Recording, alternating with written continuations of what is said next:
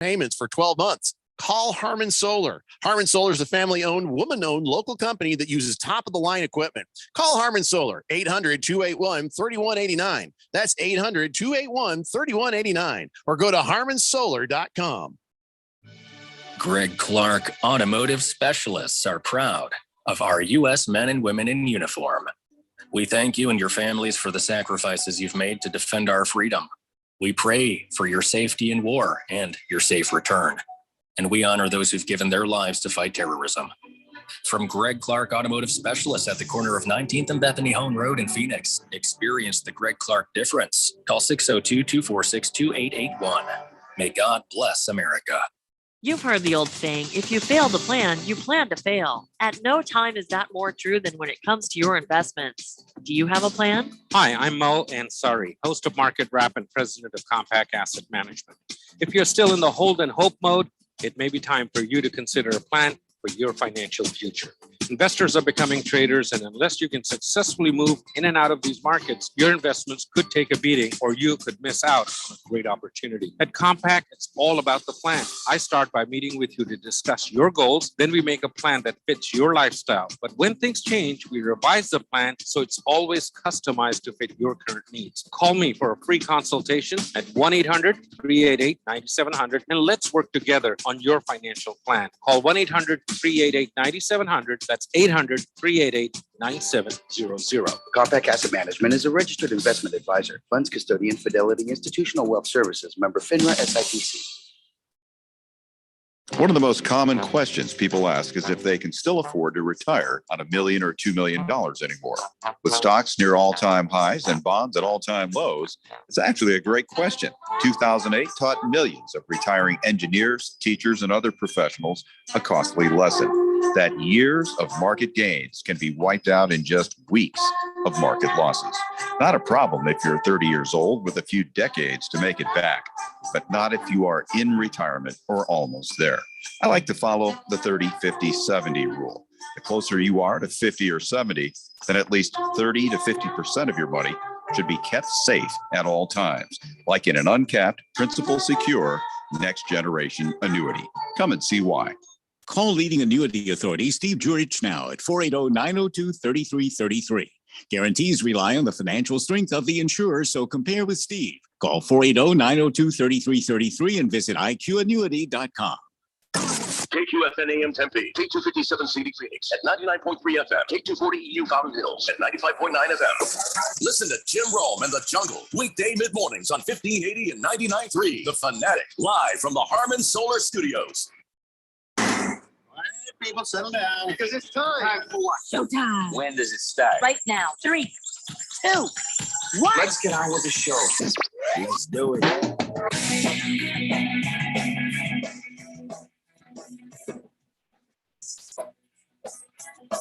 All right, everybody, it's Tuesday here on the Daily Blender. I'm your good friend, your radio pal, Jeffrey O'Brien, alongside not Randy White.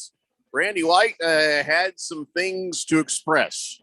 Some things he wanted to get off his chest. Oh, I don't know. He's just not feeling well. Keon is here in the control room, and you guys are on the Fanatic text line, 888-368-1580, as we broadcast live in the Harmon Solar Studios in Scottsdale. And I don't know what we're supposed to talk about first, to be honest. You guys have had nearly 24 hours to think about what happened as far as it goes with the Heat and the Nuggets, and how it goes with the Phillies and the Phillies and the Diamondbacks. That was a crazy game last night. So I don't know where we're supposed to start. Do we want to start where we start bragging about the fact that the Arizona Diamondbacks are now 4 games ahead of the Dodgers? Or do we talk about all this? There's a lot that happened in and after that NBA game last night, the NBA Finals, but there's a lot that happened during the Diamondbacks game. So I'm not quite sure which one should we do first. Well, we could start by gloating. I feel like that's pretty on brand for us. All right, so we shouldn't flip a coin. We just start gloating. Get right to the gloating. I mean, like Randy always says, this is a moment, and you get to enjoy it. And the Diamondbacks being good, the Diamondbacks being fun. I'm loving the ride. Listen, I'm all about this moment. This is a great moment, but I'm getting nervous. It's one of these things where I want the moment to last for as long as it can, but also being a Diamondbacks fan, I know that it's probably not going to last forever. You know, I think the Diamondbacks probably competitive the rest of the year.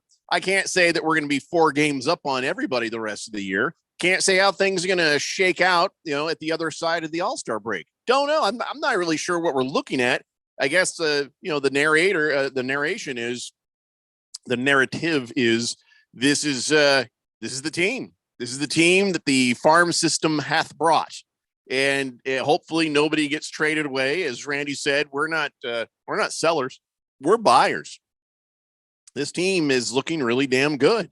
And so, yeah, I guess I'm optimistic, but you guys don't want to jinx this. Just kind of want to enjoy it. I don't want to start crowing. I don't want to start bragging. I don't want to start giving anybody like Donnie or, you know, anybody else like Ralph the ability to start to poo-poo on the parade, if you know what I mean. Yeah, but you don't have to. I think that you can gloat about the team and where they're at right now without trying to make any proclamations of we're going to the World Series. You know, we've heard that kind of thing before. Not for me. You know, I think, you know, rooting for the Diamondbacks, you're always sort of waiting for that other shoe to drop. Mm-hmm. And that makes it tough to enjoy things, but your team is good right now. And I don't think I don't know. I would rather not be so worried about jinxing things that I can't enjoy the moment that we're in right now, which is that the young guys are producing. That's happening. That Mike Hazen, as much as we've been killing him in the past, when you look back on some of the moves that he's made, that they're actually, you know, bearing fruit a little bit. Well, you also have to look at our history with the Arizona Diamondbacks, and you have to almost wonder, is this on accident? I feel like this might be just on accident. This might just have happened without anybody realizing it was going to happen. You know what I mean? Well, they've had one of the top farm systems. Like that's not an accidental thing that happens for a few years. I'm just saying, you're drafting well. You know, it feels that way because we're not used to this. That's all I'm saying. So, but I'm happy. Don't get me wrong. I'm happy. Let's just see how far we can take this. Now, remember, the Dodgers at one point were 4 games up on the Arizona Diamondbacks. Okay, so it can turn around pretty quick. That's baseball for you. And the Dodgers, I do think it's worth pointing out, the Dodgers are injured. The Dodgers are dinged up, and they're not going to be injured forever. No. And they are playing the White Sox tonight at 7. So you feel kind of good about those chances because the White Sox, he's not so good, right? He's not so good. And of course, we're still playing the Phillies again tonight at 6:40 p.m. That is a home game. Last night was just special kind of crazy. It was a special kind of crazy. Torey Lovullo getting tossed because Corbin Carroll got plunked twice. And Matt Strom was like, I didn't mean to. He's like zero intent to hit him on both those pitches. He says, I don't think I missed that far inside for that type of reaction. And well, no, you hit the guy. You hit the guy twice. Yeah, you missed so far inside that you. Who else did you hit made twice, contact Strom? with him. In fact, Strom, who else did you hit twice? No, wait. Who else did you hit? How many people did he hit last night?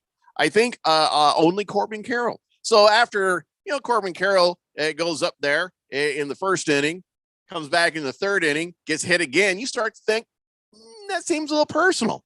Although you could also say that Corbin Carroll might have been crowding up that plate a little bit. That's what Strom's going to tell you. But yeah, you didn't hit anybody else. So yeah, we're going to take that personally. We're going to take it personally. It looks bad. And especially since no pitcher that hits a guy ever admits to hitting the guy, even if they've got, you know, good reason for it. And the guy was showboating and all the other stuff. Even if they have a good reason for it, you still play dumb. So this is not helping anything. So this plate umpire, Vic Crapazza, is it Crapazza? Yeah. That little angry little bald fella. You know, he was mad, and he was making the game about himself.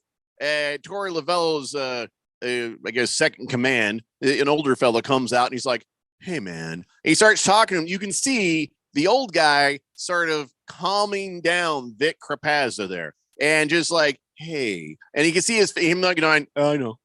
It's like he was talking Vic Crapazza down, trying to just, hey man, take it easy. Everything's fine. Don't toss me. I'm just here to talk to you. And you can see the anger start to melt away. I don't know who that old fella was. I'm sure somebody can tell me, but that old fella right there he needs a raise, because I've never seen another guy come out after your manager's been tossed and talk an umpire off of the ledge, because that's what it looked like if you saw the video. But yeah, I mean, Capraza, he didn't just throw out at Lovello. He just threw out some random people from the bench. Turned out to be Josh Rojas. But yeah, I guess Rojas and Strom got into a a yelling match or something. I don't know what happened there. But anyway, so Kettle Metal, he had 3 hits, scored in 3 runs. Everything just was crazy last night in that game. So I don't know if you're going to see fireworks like that again from the Diamondbacks and Phillies, but it makes me wish I was coming to the next game. Yeah. And you probably might. I mean, if you have a guy that gets plunked a couple of times and there's no damn good reason for it, I usually expect retaliation, because that's just how baseball works. I think Strom's probably going to get plunked in the parking lot, because he's probably not hitting, and he's not pitching again. And if Strom's not going to get plunked anywhere soon, then guess what? So somebody else from Philadelphia is just going to be the sacrificial lamb. That's the way it's going to go down. Yeah. Yeah. Other than that, we'll come to your house. We'll just show up and we'll do it in person if we have to. But I don't know. I mean, it is a little bit suspect when you're hitting the guy who's batting over 500. You know what I mean? You hit him twice. Yeah. It just something's very suspicious there. But I got it. Just the offense for the Diamondbacks has just been so incredible. You got to give them credit. It's not just Corbin Carroll, though it is led by Corbin Carroll a lot. The fact that JT Realmuto for the Phillies was able to hit for the cycle and they lose. I know. Isn't that something? Yeah. He hit for the cycle, and that still wasn't enough. I listen, not every game is going to be like this. Not every time will the Diamondbacks succeed after something like that. They came back from behind, then they got put back behind. Then they came back from behind and they won this thing. This was a crazy kind of game.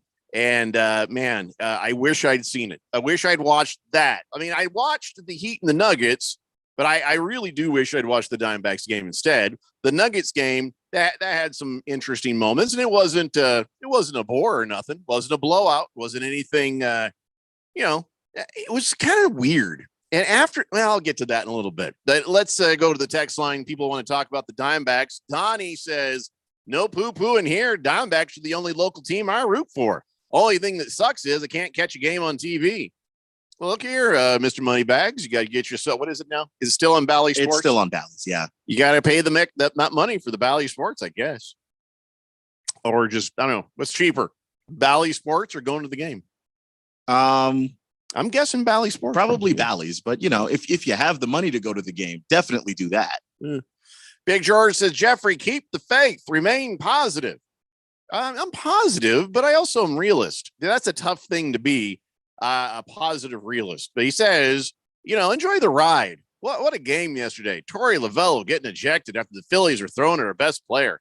Home plate umpire goes nuts, starts throwing out random people. What a win. You ever notice that George just repeats the stuff I say? Yeah, in his text sometimes. Sometimes verbatim from time to time. I feel like he's listening to the show and he's got thoughts, and as he's typing, I say things, and he just keeps typing in there. To be fair, that does happen to me from time to time. If I'm listening to something while I'm typing something else, the words from the thing I'm listening to wind up in front of me while I'm typing it, and I don't like it personally, but I don't hit send though. Is the thing. Baby bumper carousel banana. We'll see if anybody texts that in. Mr. Pringle says, as a seasoned Major League Baseball fan, I don't even look at the standings until about a month after the All-Star break. Yeah, that's probably fair. Randy, everybody has their benchmark for if you're okay after a certain point, then you can start to believe in your team. Randy says, of course, it's the All-Star break. Pringle, he's more like me. He's like, nope, I'm going to wait a little longer on that. I guess, I'm probably with you, Pringle. Wilbur says, I kind of feel guilty about gloating with Ralph not being in the office. Can you let me know when Ralph's going to be in the office so we can outwardly gloat? I did invite him to be on the show today, but he's a very busy man. And, he says he might be able to join us a little bit later, like 4 p.m. So I'm going to say, okay. All right. We haven't had a chance. I think he just put a lot of distance between the point where the Diamondbacks overtook the Dodgers and this moment. He's been I think he's been holding out.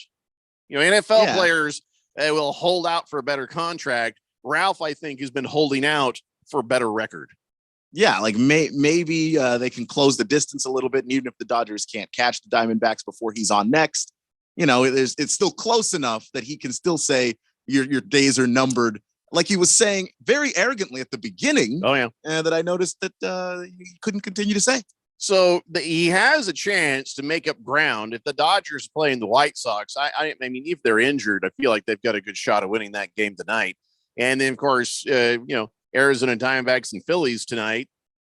I don't know. It's a good team. Phillies are a good team. I don't know if they're gonna. You think they're gonna be able to sweep these guys? I don't know. I mean, I think that they can, just because of the offense that they've been the offensive high they've been on since the beginning of the season. Like this is a legitimate offensive team. That part I don't have any problem saying. This team can score with the best of anybody in Major League Baseball. Their problem has been the bullpen, but that's been a problem for the Phillies too. So, like, if you're going to have the same weakness, yeah, I'm going to choose the team that's been playing better offense. All right. Well, I'm going to take a moment and go ahead and brag because I've got the standings right here, and it shows we are 4 games up on the Los Angeles Dodgers, 7 games up on the San Francisco Giants, 9.5 games up on the Padres. I don't even talk to you about the horrible Colorado Rockies. I feel bad for them. And then I look at the entirety of the National League. Arizona Diamondbacks on top. We just kind of went down this. I like every now and then I'll print up what some of the standings are before the show, and we just went down this the other day, and I was like, hey, it's cool. We're on top of the West, but we're a little bit better behind the Braves. Well, the Braves have had a bit of a slide too, so that's why we're a game up on the Braves. This is just very nice to see. It feels good. Like Randy says, your food tastes better. The air smells nicer. The water tastes crisper. Enjoy it while you can. I'm kind of glad Randy's not here for this next part, though. He's not against Shohei Ohtani. He just got tired of hearing about Shohei Ohtani from all the baseball writers, which he has no respect for. And so, still, it's every time you say Shohei Ohtani, his eye starts to twitch. So I'm glad he's not here for this. But, it is worth noting that Shohei Ohtani is, after homering twice last night, moved into the AL lead for home runs. And, the Angels got the win on that one, too, which is not that's not a common phenomenon that the Angels win a game. But Shohei Ohtani now has 20 home runs on the season. So he is now ahead of Judge. Of course, Aaron Judge is injured, isn't he? I think he is injured right now. Yeah, he's been on the IL for a few days. Still out there. So, that helps you make ground and catch up. But, hey, he's got the record, at least for the moment. And being healthy is also a part of the game. So, that got to give him. It is. I mean, for what it's worth, it's a little. Blame a guy for being hurt. It's not. Yeah, but it's a little bit of luck part involved. Of the game. It's part of the game if you're looking at a team. But as far as an individual, I can't blame Aaron Judge for going through the outfield wall and his foot getting caught on a piece of cement. I never blame the guy, but the fact is, if you for instance, if you want to win, AL MVP, NL MVP, or any MVP award, your availability is part of that award. You don't play great for half a season, and then because you're hurt, we give you a pass. Like if you're not there, you're not there. You don't get a pass, but also I'm not going to hold that on your term of no. Sometimes things are out of your control. Now, had he done a dumb thing, then I'd be like, that's on him. But this had he put his hand in a drone, right? There's a freak accident here. No, I don't blame him for it. You have an expectation that the outfield wall is not going to give way on you. Dodgers, that's their fault. Just putting that out. Dodgers cheating. Of course, they did fix it, but they waited until 3 days after he got Well, here was the sentence. Well, I guess now we kind of have to get out. Yes. Were you just not going to do anything about that? If could have been one of their players. So who knows?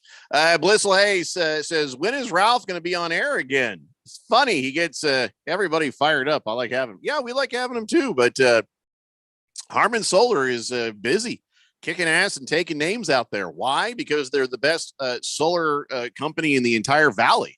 They're out there putting solar panels on people's roofs, saving people money. That's why he's not able to be here a lot of the time.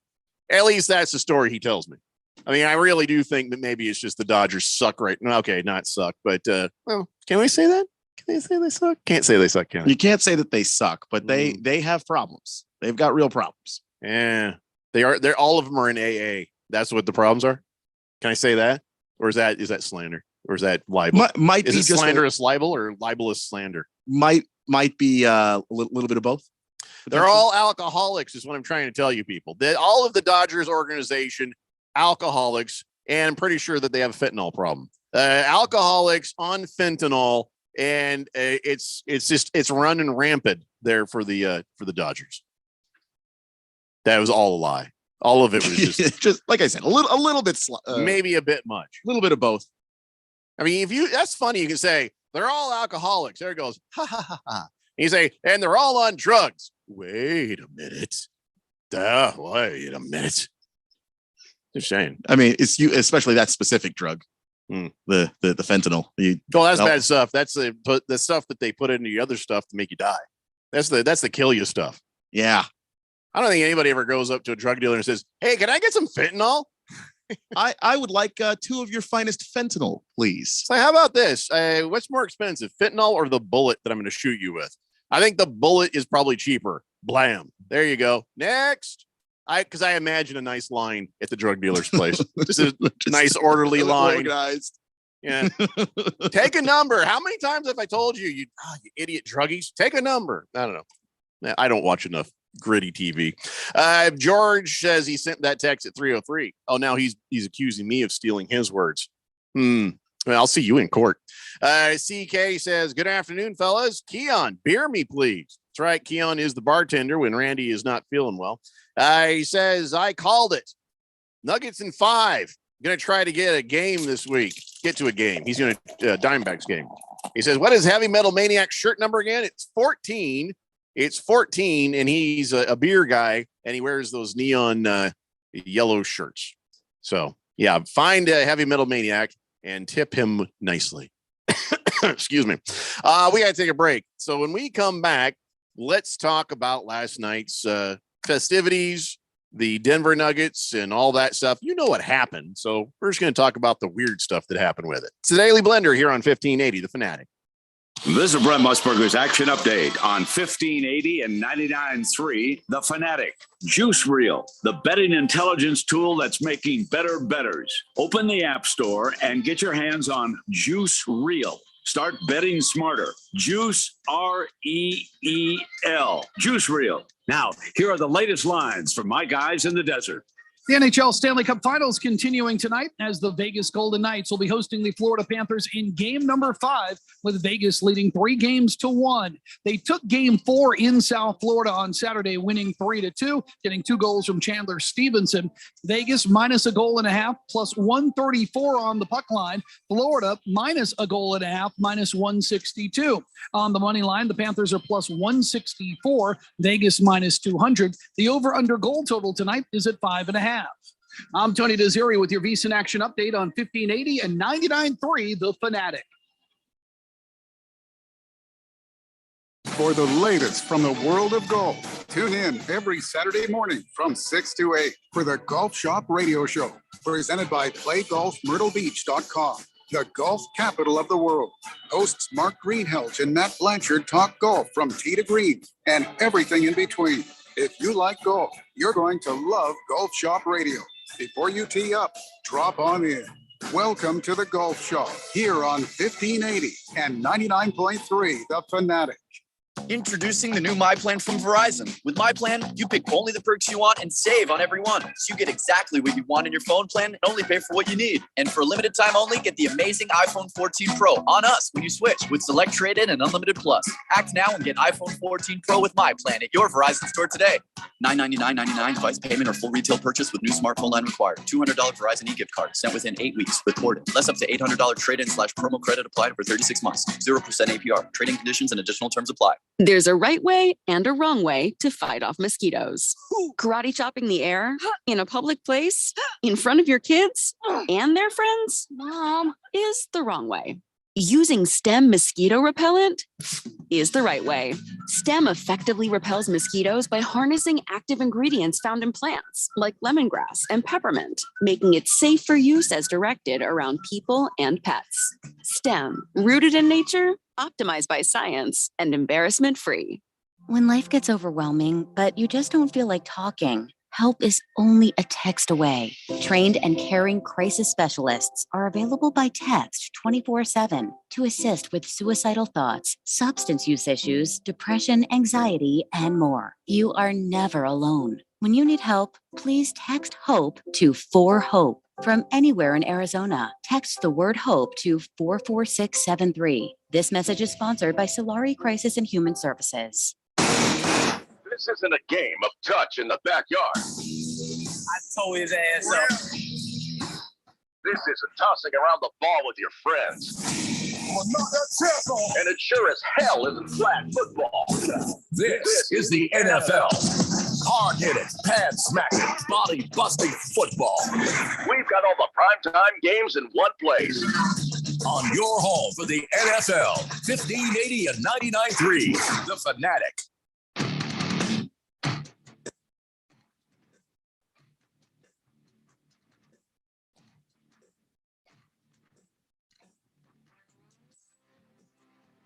Blender here on 1580, The Fanatic. Well, that voice guy, he's getting really excited about football, isn't he?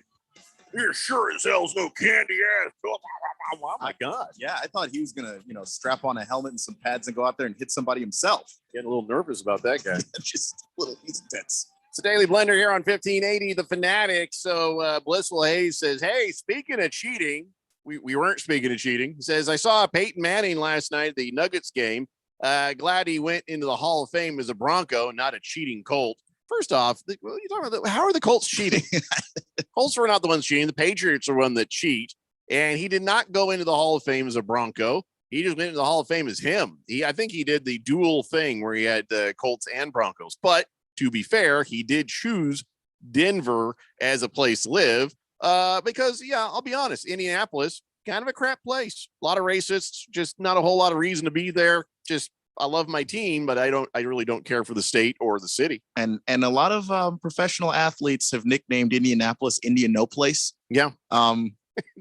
There's no reason for it to exist. If you had to choose between that city and any other city to live in, you would choose just about every other city. Yeah, and I'm fine if they want to in the middle of the night move the team again. Not going to bother me any. None. If they keep the history of Unitas and those colors and everything else, then whatever. It's one thing they never change are the uniforms. So what do I care? I have no. My wife is like, "You want to go to a game in Indianapolis?" I was like, "Yeah, not really. I don't even think that Lucas Oil is a good product. I'll be honest. I've used some. I kind of like the Seafoam better. You know what I'm saying? But anyway, I hear the stadium's good. That would be the one reason to go. It's newer. Yeah, it doesn't mean it's. One of the reasons they have the combine there all the time is that people just genuinely like that stadium. You got to crawl over the piles of racists to get in there, but still, it's not. I don't know. I'd rather go to wherever they're playing. I mean, I'll go to Vegas. I wouldn't mind going to Vegas and watching them. I'm sure you check the schedule. Are they going to play the Raiders this year? You never know when they're playing who. I know there's like a 4-year thing. I don't know when the next time they're playing the Cardinals. I blew it because I was invited to go watch the Colts and Cardinals. I could have had free tickets and good seats, but my wife is like, it's COVID. I'm like, okay. Yeah, no, she's right. And then I got the COVID anyway. So like, what difference I did could it have make? just gone to the damn game. They do play the Raiders December 31st. Where? Indy. Well, that doesn't help me. No, I sorry. I said that they played, but I didn't check who was the home team. That's my bad. Yeah, it's like I jumped the gun there. It's like Indiana Jones in the quicksand. Stop handing me things that don't help me. She hands him a trombone. She hands him a broken umbrella. All right, so I guess I have to wait till that happens again. Whatever. Yeah. So what were we talking about? Oh, right. Last night. And no, the Colts aren't the cheaters. Blissful Hayes, shut your whorish mouth.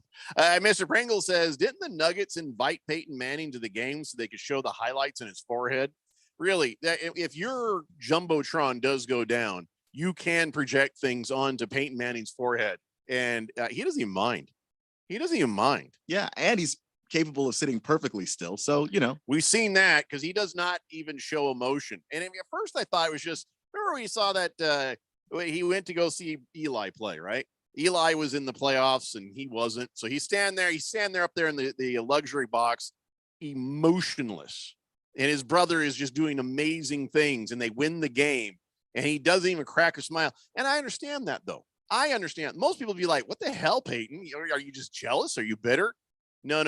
So when I go to watch stand-up comedy, I'll sit there. My face shows no emotion, no joy, no anything. And I've actually had some comedians like, what the hell, man? Is like, do you ever laugh? I'm like, and I'm shocked. I'm like, no, I thought it was one of the funniest things I ever saw. I was laughing. I'm analyzing what they're doing. I'm listening to their timing. And in my head, I'm like, oh, that was good.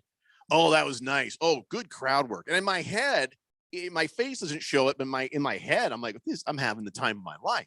Yeah, you're appreciating it as a professional. Yeah, I'm looking at the technique. I'm looking at the timing. I'm like the pauses, and sometimes even going, ooh, yeah, you waited half a beat too long on that. You tried to come back when they were still laughing and they didn't hear part of what you said. I'm breaking it down, and Peyton is breaking it down for Eli in exactly the same way.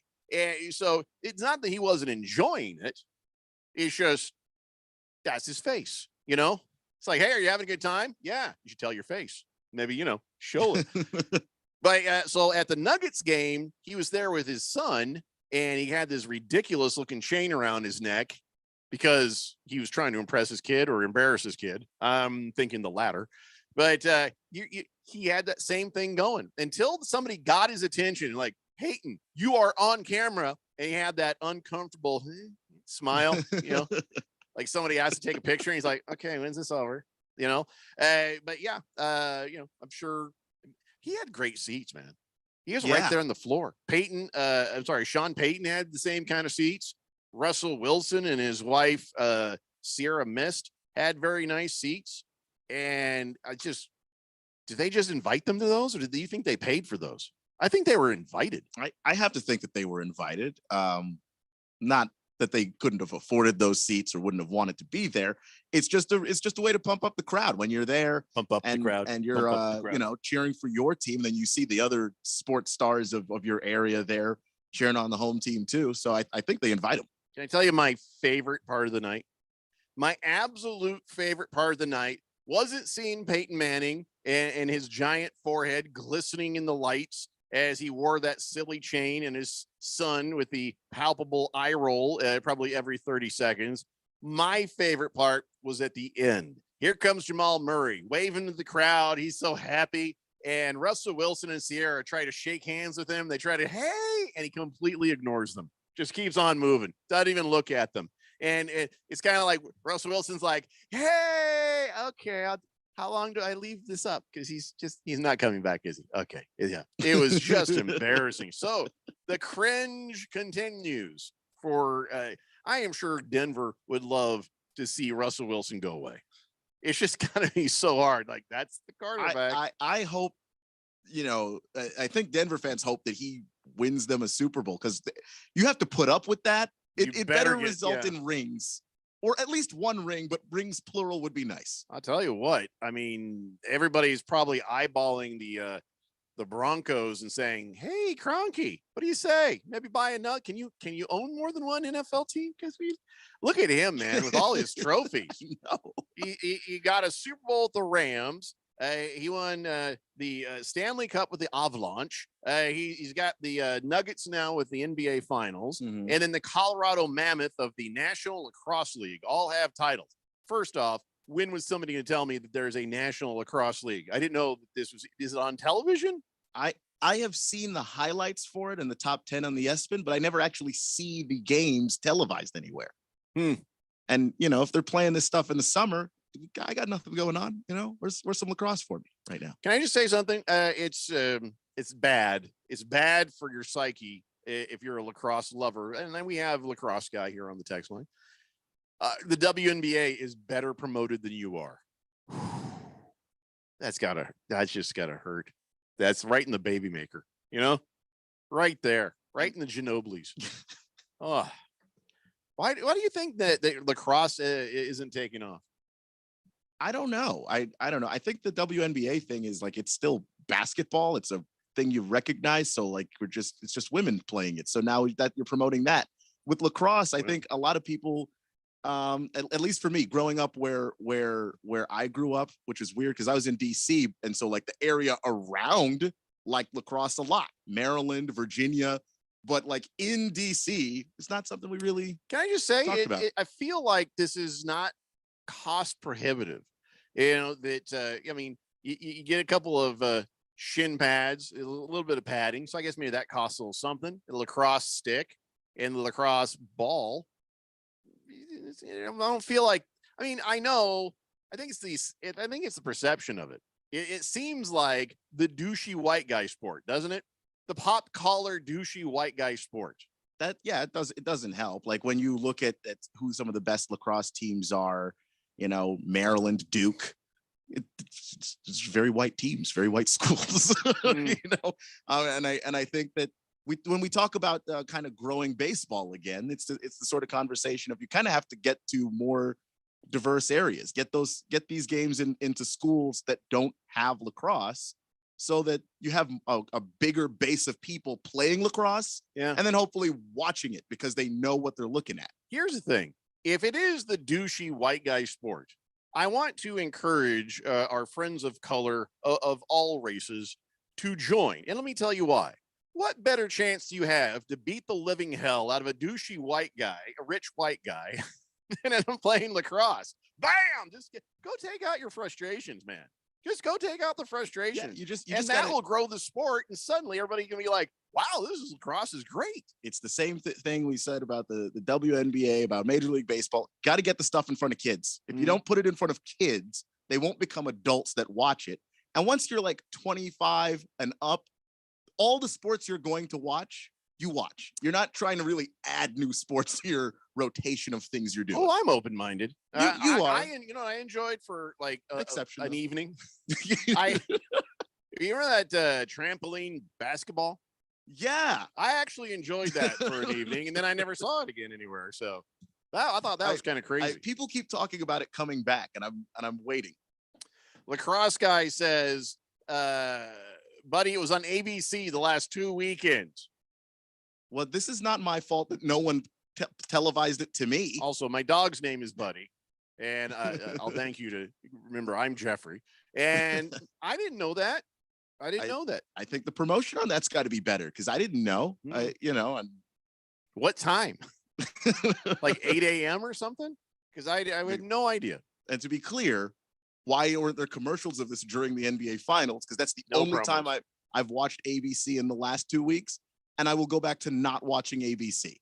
He says Saturday night, there were 3 SportsCenter top 10 plays that were lacrosse. Wake up, people. Yeah, I'm saying it was on the top 10, but no one's, I think your average sports fan does not know where to watch the games because people aren't really telling you where to watch the games, including the ESPN, who puts it in their top 10, but they don't tell you where it's on.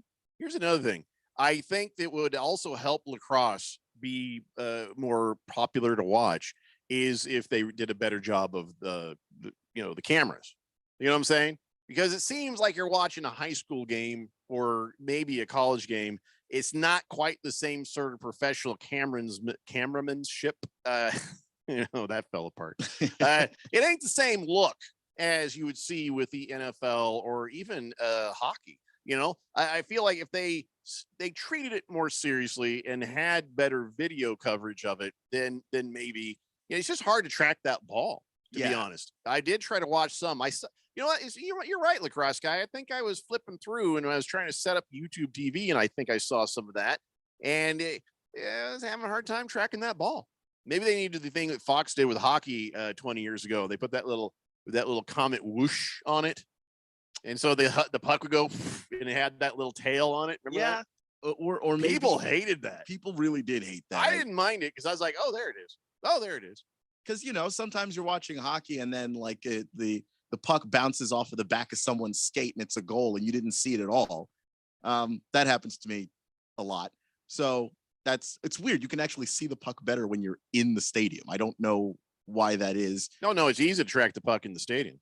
But yeah, I mean, now that we've got, HD and stuff, I mean, hockey's gotten a whole lot easier to watch. But I remember being a kid and watching it and going, I don't know what the hell just happened. All right, I have questions for Lacrosse. I think we're pissing him off, by the way. But I'm saying I'm open to watching it. Yeah, I just me don't too. know where to Me look, too. and I don't have it. Well, he has the answer. Okay. You have ESPN Plus. I did. I'm gonna get it again soonish. Money's been tight. Yeah, no, I hear you. ESPN Plus, all games, he says. All right, so here's my question for Lacrosse guy. And I apologize to everybody else who could give a crap. First off, what color is the ball when they televise it? Because it was only, where did that go? I printed this up and it was about tennis, but really this probably applies to what we're talking about with lacrosse. Tennis balls were originally white, but they officially switched it to yellowish green in 1972, so they'd show up better on the TV. Wimbledon kept using the white balls until 1986. Racist. Anyway, so what color is the ball on lacrosse? Maybe if they made it the same kind of color as a tennis ball, it'd be easier for us to see on TV. Maybe, because it is a little hard to track sometimes, but I am interested in the game. Lacrosse guy, you can't get too angry. You're a Hall of Fame texter, so don't get too precious about this. Everyone gets a turn. But I am curious about another thing, and this is a question about the kids. Now, we with the the Arizona Sports Angels, the charity, we just delivered a bunch of lacrosse equipment to my wife. She knows these things. We actually drove out to Tohono O'odham Nation Indian Reservation on Sunday, and we delivered, oh my God, like a metric ton of various sporting goods to those fine people there. I can't remember where all the lacrosse equipment went, but we had a ton of that. And one of the things that I'm curious about, lacrosse guy, is for one kid to have a full kit, meaning the pads, the stick, the goggles, the mask, all the stuff you need to play. How much does that cost? I'm curious about that. How much does that cost because basketball, kids buy a basketball for $20. You go out there and play, and 10 people can play. One kid with a lacrosse stick, you probably need a few extra things. It's probably cheaper than hockey, but still everything costs something, right? So I'm just kind of curious, lacrosse guy, full kit, how much that cost a kid? He says, by the way, college lacrosse uses white balls. The pro use PLL yellow neon. Okay, well then college needs to start using the same thing. Seriously, because they're the highlights that actually show up the most out of anything. I might be interested in watching some pro lacrosse. Yeah, if I can track the ball, it makes it better. Lacrosse guy says, oldest sport in North America. Thank you for giving back to the natives. Boy, I tell you what, we could give back every day and it's still not enough, if you know what I mean.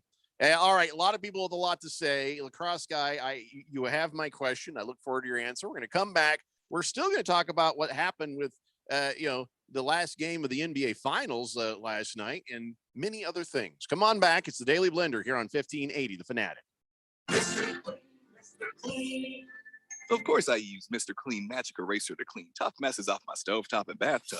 But then I discovered I can also use it to easily clean my patio furniture and even my shoes. I'm hooked.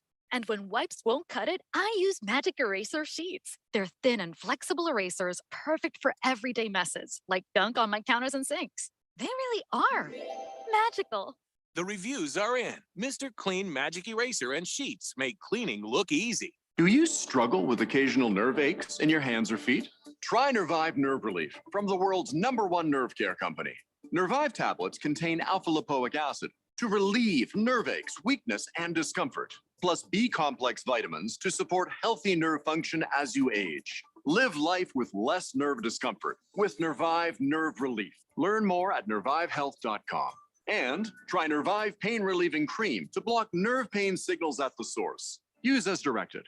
Wesley Financial Group is not a law firm. This story is called The Ugly Truth About Timeshare. If you think you've done your family a favor by buying a timeshare, you need my help. Hello, I'm Chuck McDowell, CEO and founder of Wesley Financial Group. 10 years ago, I started helping folks cancel their timeshare. And in the process, started what's now called the timeshare cancellation industry. Timeshare is the only thing that you can buy that you can't tell me how much it's going to cost or when it's going to end. When you buy a timeshare, you give them a blank check to fill out any amount they want for annual maintenance and assessment fees. The crazy thing is, this never ends. Even when you die, your family's now going to be stuck with this burden. Stop the insanity today. Call my office now. If we take you as a client, I guarantee we'll cancel your timeshare or you'll pay nothing. Call for your free information kit. 800-462-3333. That's 800-462-3333. 800-462-3333. When you run a business, you need to be in control. And while you can't control everything that happens in the world of business, you can definitely take control of your utility expenses with the help of Harmon Solar. Give them a call and see how your company can save up to 80% on that monthly electric bill with zero down and no payments for 12 months. Harmon Solar is a local family-owned company that uses top-of-the-line equipment. Call Harmon Solar, 800-281-3189. That's 800-281-3189. Or go to harmonsolar.com. Imagine if you had a chance to change a child's life, to protect our public lands, to help our veterans, to create a healthier Arizona. When you sign up for AmeriCorps, you have the chance to make a difference. Part-time or full-time, student or senior, AmeriCorps is for everyone. Sign up at serve.az.gov. That's serve.az.gov. This message is sponsored by the Arizona Governor's Office of Youth, Faith, and Family. Hello, and thanks for listening. We strive to bring you the best programming available, and we have some exciting new shows coming for you later, like how Devin Booker beat the Kardashian curse, curling, that sport that takes big stones, and the musical hit Sing Along with LeBron. Be listening for them. 1580 and 99.3 The Fanatic, and always on at 1580thefanatic.com.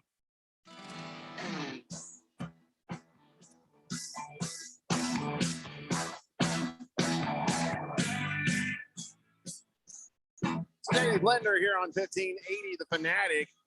Lacrosse guy went quiet on me when I asked for the prices, and I know why. I think he's hit up Amazon right now. Helmet, mask, pads, stick. My son played lacrosse. His rich douchey friend, I think it was was it Jacob? Or was it? I forgot his name. A little douchey kid, and he said that his friend would always tell him how poor he was, and so he said, I started playing lacrosse just so I could be out there, and then I could beat the hell out of him. All right, lacrosse guy has got the answers. Okay, full kit, body, helmet, pads, and stick, $200 to $230. He says it's expensive, but a lot of the youth clubs like the Ahwatukee Lightning have equipment scholarships. We want as many kids playing as possible. Girls use only a stick, goggles, and a mouth guard. That's like $80. Why don't they get pads? Are they just better badasses than the boys? Pads? We don't need pads. You know, I mean, maybe, I don't know. Feel like the girls should be wearing some pads too, if you know what I mean. I mean, it's not my business, but why don't the girls wear the same equipment as the boys? I want to know, lacrosse guy. Sorry, more questions. I have so many questions for lacrosse guy. King Kenton says, hey, don't get ESPN Plus for lacrosse now, Keon. Season's over. Is it? Oh, well, that's a damn shame, I guess. When does it start again? No idea. So I can actually be aware when it's beginning, so I can watch it from the start. King Kittens also says in that ESPN Saturday noon 2-hour window where they show girls sports, ladies basketball, WNBA, and that sort of stuff. Okay. So that's where lacrosse was. Lacrosse guy says girls use only a stick, goggles. Oh, I thought he had a reason for that. He hasn't texted back yet. Bruno Baller says, do they play lacrosse in the Olympics? That's a great question. Feel like they should. Lacrosse guy, do you know the answer to that too, while we're still just hammering you with questions? Well, he just came up. He said, different game. They don't get hit. So that's why the girls don't get all the pads. I guess just they're a non-contact lacrosse. You know, some girl gets aggressive and somebody gets a bruised ankle. He says, wrong. PLL just started. What the hell? Professional Lacrosse League? Makes sense. Yeah. PLL, Professional Lacrosse League. Okay. Donnie says you'd rather watch trampoline basketball over Premier WWE. lacrosse. Yes, That's a million times. a Yes. no-brainer of a question. What a dumb Premier question. Lacrosse League, by the way. Premier Lacrosse League. Gotcha. Lacrosse guy says yes. The Olympics are their next summer's games. All right. Cool. Lost Obi says we're starting a team. No. Can I tell you why? I don't mind getting hit. It's the running because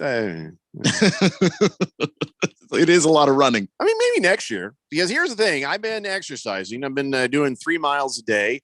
And today is going to be the same. After I'm done with this nonsense, I'll go home and I'll jump on the old treadmill, trying to get my cardio up, trying to lose a little bit of this extra weight. And I don't know, maybe we could start a lacrosse team next year. Don't know who the hell we'd play.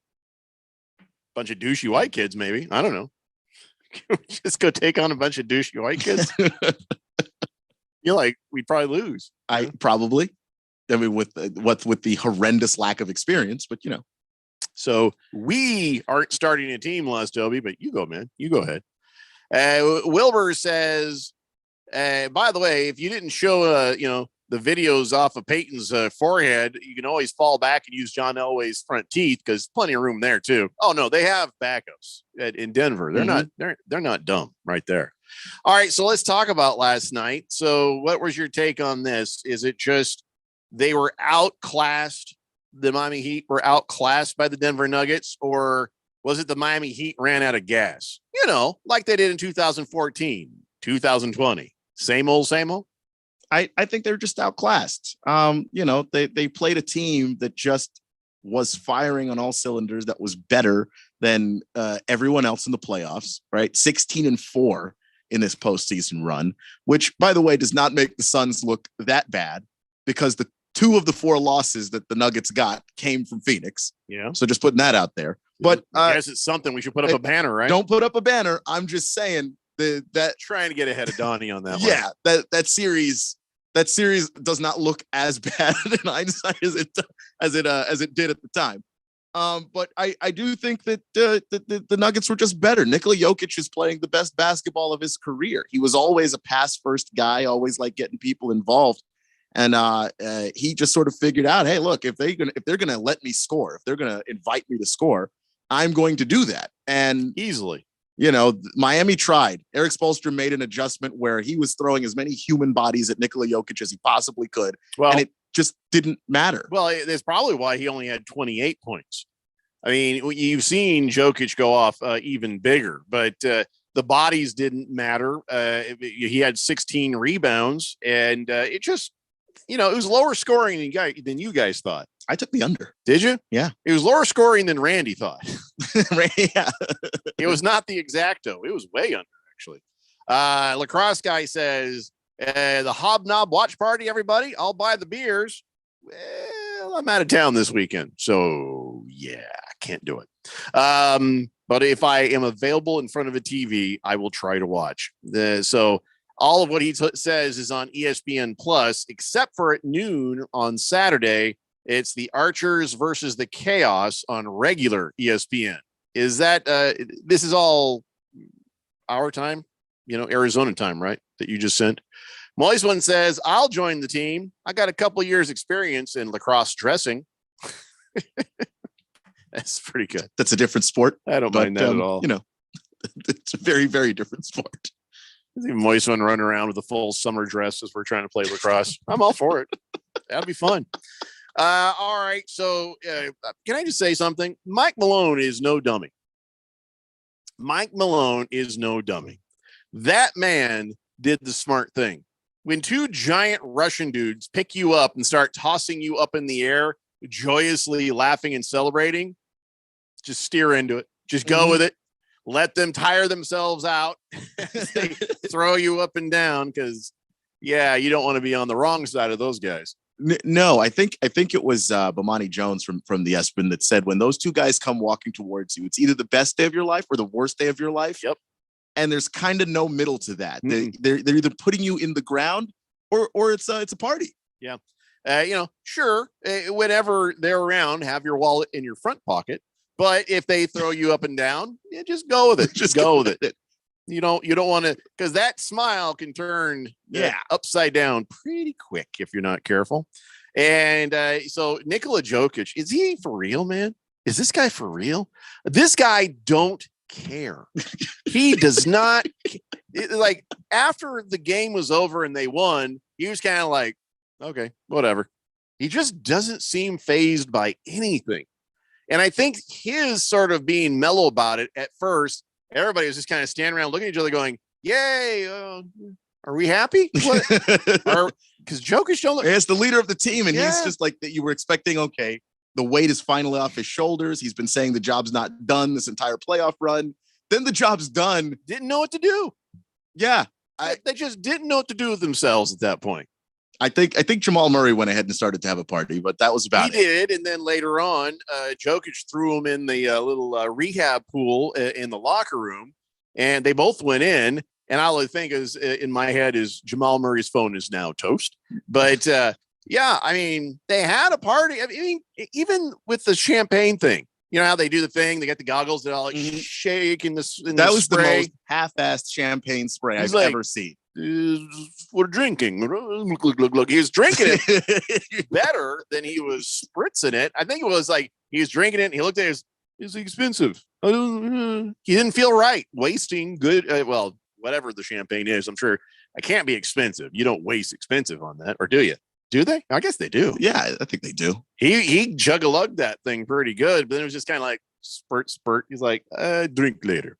And then they gave him the finals MVP trophy, right? And he's like, oh, it is nice. And he just puts it down on the table and walks off. That trophy is going to be somewhere in his garage, and he's not going to know where it is. It'll be propping open a door for ventilation or something. He doesn't care. No. Which I love about that. I don't know why I enjoy that so much. When they asked him after the game, are you excited about the parade? He turns to the press guy and says, what time's the parade? And the guy goes, Thursday. And he looked devastated. Yeah. He's like, oh. My favorite headline about it says, local man thought Monday was his last day of work. Learns he has something to do Thursday. He just seemed more annoyed.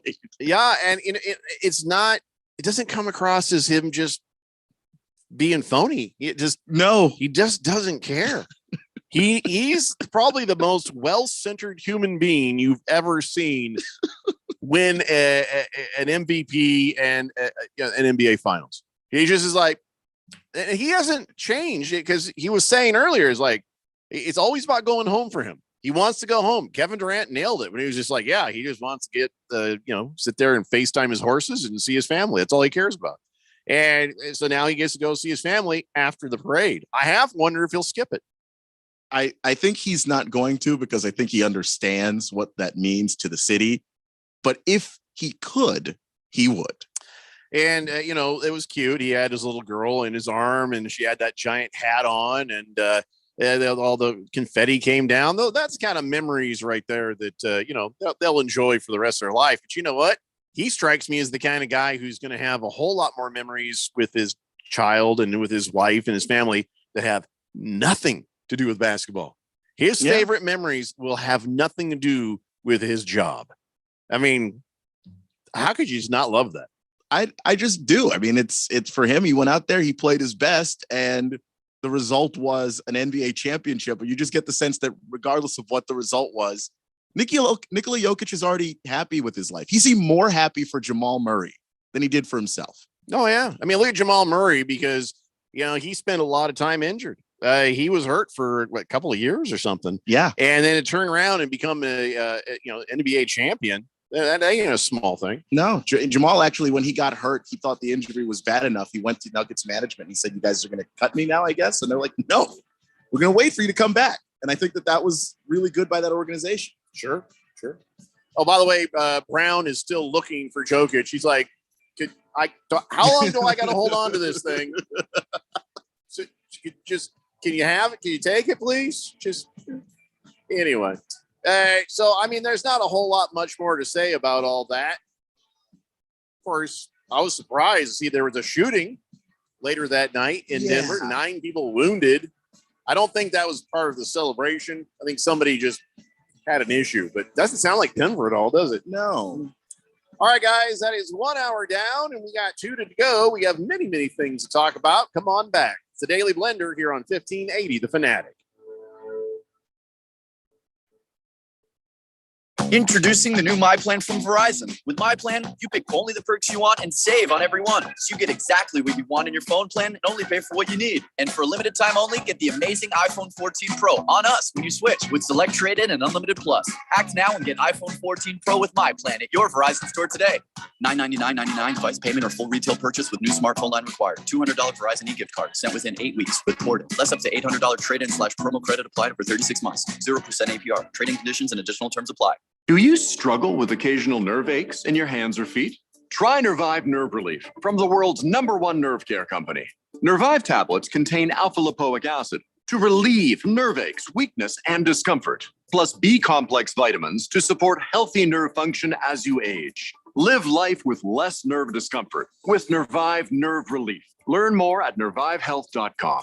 And try Nervive Pain Relieving Cream to block nerve pain signals at the source. Use as directed. Wesley Financial Group is not a law firm. This story is called The Ugly Truth About Timeshare. If you think you've done your family a favor by buying a timeshare, you need my help. Hello, I'm Chuck McDowell, CEO and founder of Wesley Financial Group. 10 years ago, I started helping folks cancel their timeshare. In the process, started what's now called the timeshare cancellation industry. Timeshare is the only thing that you can buy that you can't tell me how much it's going to cost or when it's going to end. When you buy a timeshare, you give them a blank check to fill out any amount they want for annual maintenance and assessment fees. The crazy thing is, this never ends. Even when you die, your family's now going to be stuck with this burden. Stop the insanity today. Call my office now. If we take you as a client, I guarantee we'll cancel your timeshare or you'll pay nothing. Call for your free information kit. 800-462-3333. That's 800-462-3333. 800-462-3333. Hey everybody, Mark Asher back to tell you about my great friends over at the Lund Mortgage Team. You know, the Lund Mortgage Team has been doing their thing for over 2 decades in the Valley, helping thousands of people in Arizona save money on their loans, get the best rate. They're mortgage brokers. They can shop it around for you. And now more than ever, it is so important to have a mortgage professional that's been around, that's seen the high rates, low rates, everything in between, because look, there's no sugarcoating what's going on right now. The rates are higher. However, the supply and demand, the whole how many houses are for sale in Arizona and what's going on, it's gone in favor of the buyer now. So if you're going to buy a new home, it is important to go and get that rate. Whatever that rate is, it's not going to be your forever rate. That's important to think about. So lock it in, get the house of your dreams, and move on. But let the people at the Lund Mortgage Team do their job. All the heavy lifting from start to finish. They'll find you the best rate out there. Call 623-875-9940, 623-875-9940, or online, lundmortgage.com. KQFN Tempe, also transmitting on K25CD Phoenix at 99.3 FM. And K2.4 Rolling Hills at 95.9 FM. People settle down because it's time. Time for what? Showtime. When does it start? Right now. 3, 2, 1. Let's get on with the show. Let's do it.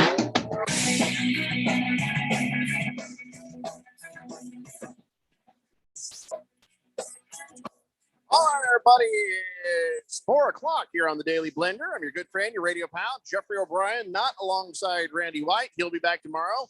Looks like Ralph from Harmon Solar is trying to show up here on the video thing, which means he's probably showing up on the Comrex thing there, Keon. Keon Rose in the control room, and you guys are on the Fanatic text line, 888-368-1580, as we broadcast live in the Harmon Solar Studios in Scottsdale.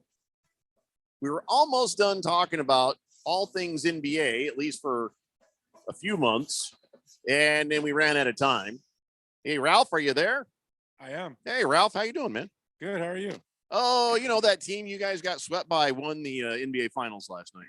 Just we were talking about that. Because they were great. Yeah, they were great. There's no doubt about it. They definitely great. Yep. And once everybody got healthy, pretty damn unstoppable right there. Yeah, I agree. So nothing you can say about that. So we won't make fun of the Lakers for getting swept. You know, we won't use that as our let's hang a banner because we actually beat them a couple of games because, you know, whatever. Well, at least you can hang a banner of some kind. That's good. There's no banners, no banners. Okay. But we are happy right now, in fact, orgasmically so, that the Arizona Diamondbacks are 4 games up on the Dodgers right now. I know what you're going to say before you say it. I'll say one word. You tell me if I'm right. Injuries. Is that where you were going with that? I mean, I could go there because it's definitely an impact, but you got to give the Diamondbacks credit. They're playing great baseball. I mean, so I will give them their credit. I have nothing against the Diamondbacks. I don't even know what to do with this. He's actually saying a legit nice things. Well, you have to. Look at them last year versus this year. What a great turnaround. I mean, if it lasts, it's fantastic. But if it lasts, you're right. The Dodgers are badly injured right now. So the fact that they're only 4 games out is great. Well, what I've reminded everybody was the Dodgers were up by 4 games over the Diamondbacks earlier in the season. So this thing could turn around pretty quick. An 8-game swing can be an 8-game swing again in a couple of weeks. So just enjoying the moment, not making too much out of it. But I will say, thing I didn't think about, I didn't even say this in the last hour, as far as Diamondbacks versus Dodgers, we're winning that one too. The record this year, Diamondbacks have beat the Dodgers more than the Dodgers have beaten the Diamondbacks. Yeah, and I don't think they play again until the end of the year. I think it's the last September. Series. Yeah. So whatever the case is, happy to be here. We'll see what happens. You guys, I was telling everybody earlier, have a pretty easy game tonight against White Sox. Oh, you guys should win that. It just depends who's pitching. I don't even know who they have anymore. I have no idea. I do know who's pitching tonight for the Diamondbacks and for the Phillies. It's Zach on Zach crime. 2 guys named Zach are pitching against each other. Tonight, the Dodgers have Gonsolin on the mound against Lance Lynn. That's probably a win for the Dodgers. If Gonson's on the mound or Bobby Miller's on the mound, they're going to win. Anybody else, it's a crapshoot. Zach Wheeler for the Phillies and Zach Davies for the Diamondbacks. Yeah, I know. I don't care either. Anyway, so we were talking about all the craziness in the Diamondbacks game last night, all the craziness at the NBA Finals and after the game was over. One thing that sort of went under the radar and we didn't get a chance to talk about. Now, Jimmy Butler made these comments before last night's game. Somebody had tried to start a conversation with him about how would you do, how would you feel, what would you do if you were put into the Hall of Fame. And he says, Dwayne Wade going in a couple months, he says, I don't care. He said, if they made me a Hall of Famer, I don't care. He says, honestly speaking, could care less. He says, if I was selected to the Hall of Fame, I'm not going. He says, it would be an honor, but no, I just don't want the festivities. Don't want any of that. He said, I'll just go put my feet in the sand somewhere. And, so he's not saying he would be upset to be put in the Hall of Fame. He's just saying, I probably wouldn't show up. Now, I wonder if that hurts his chances.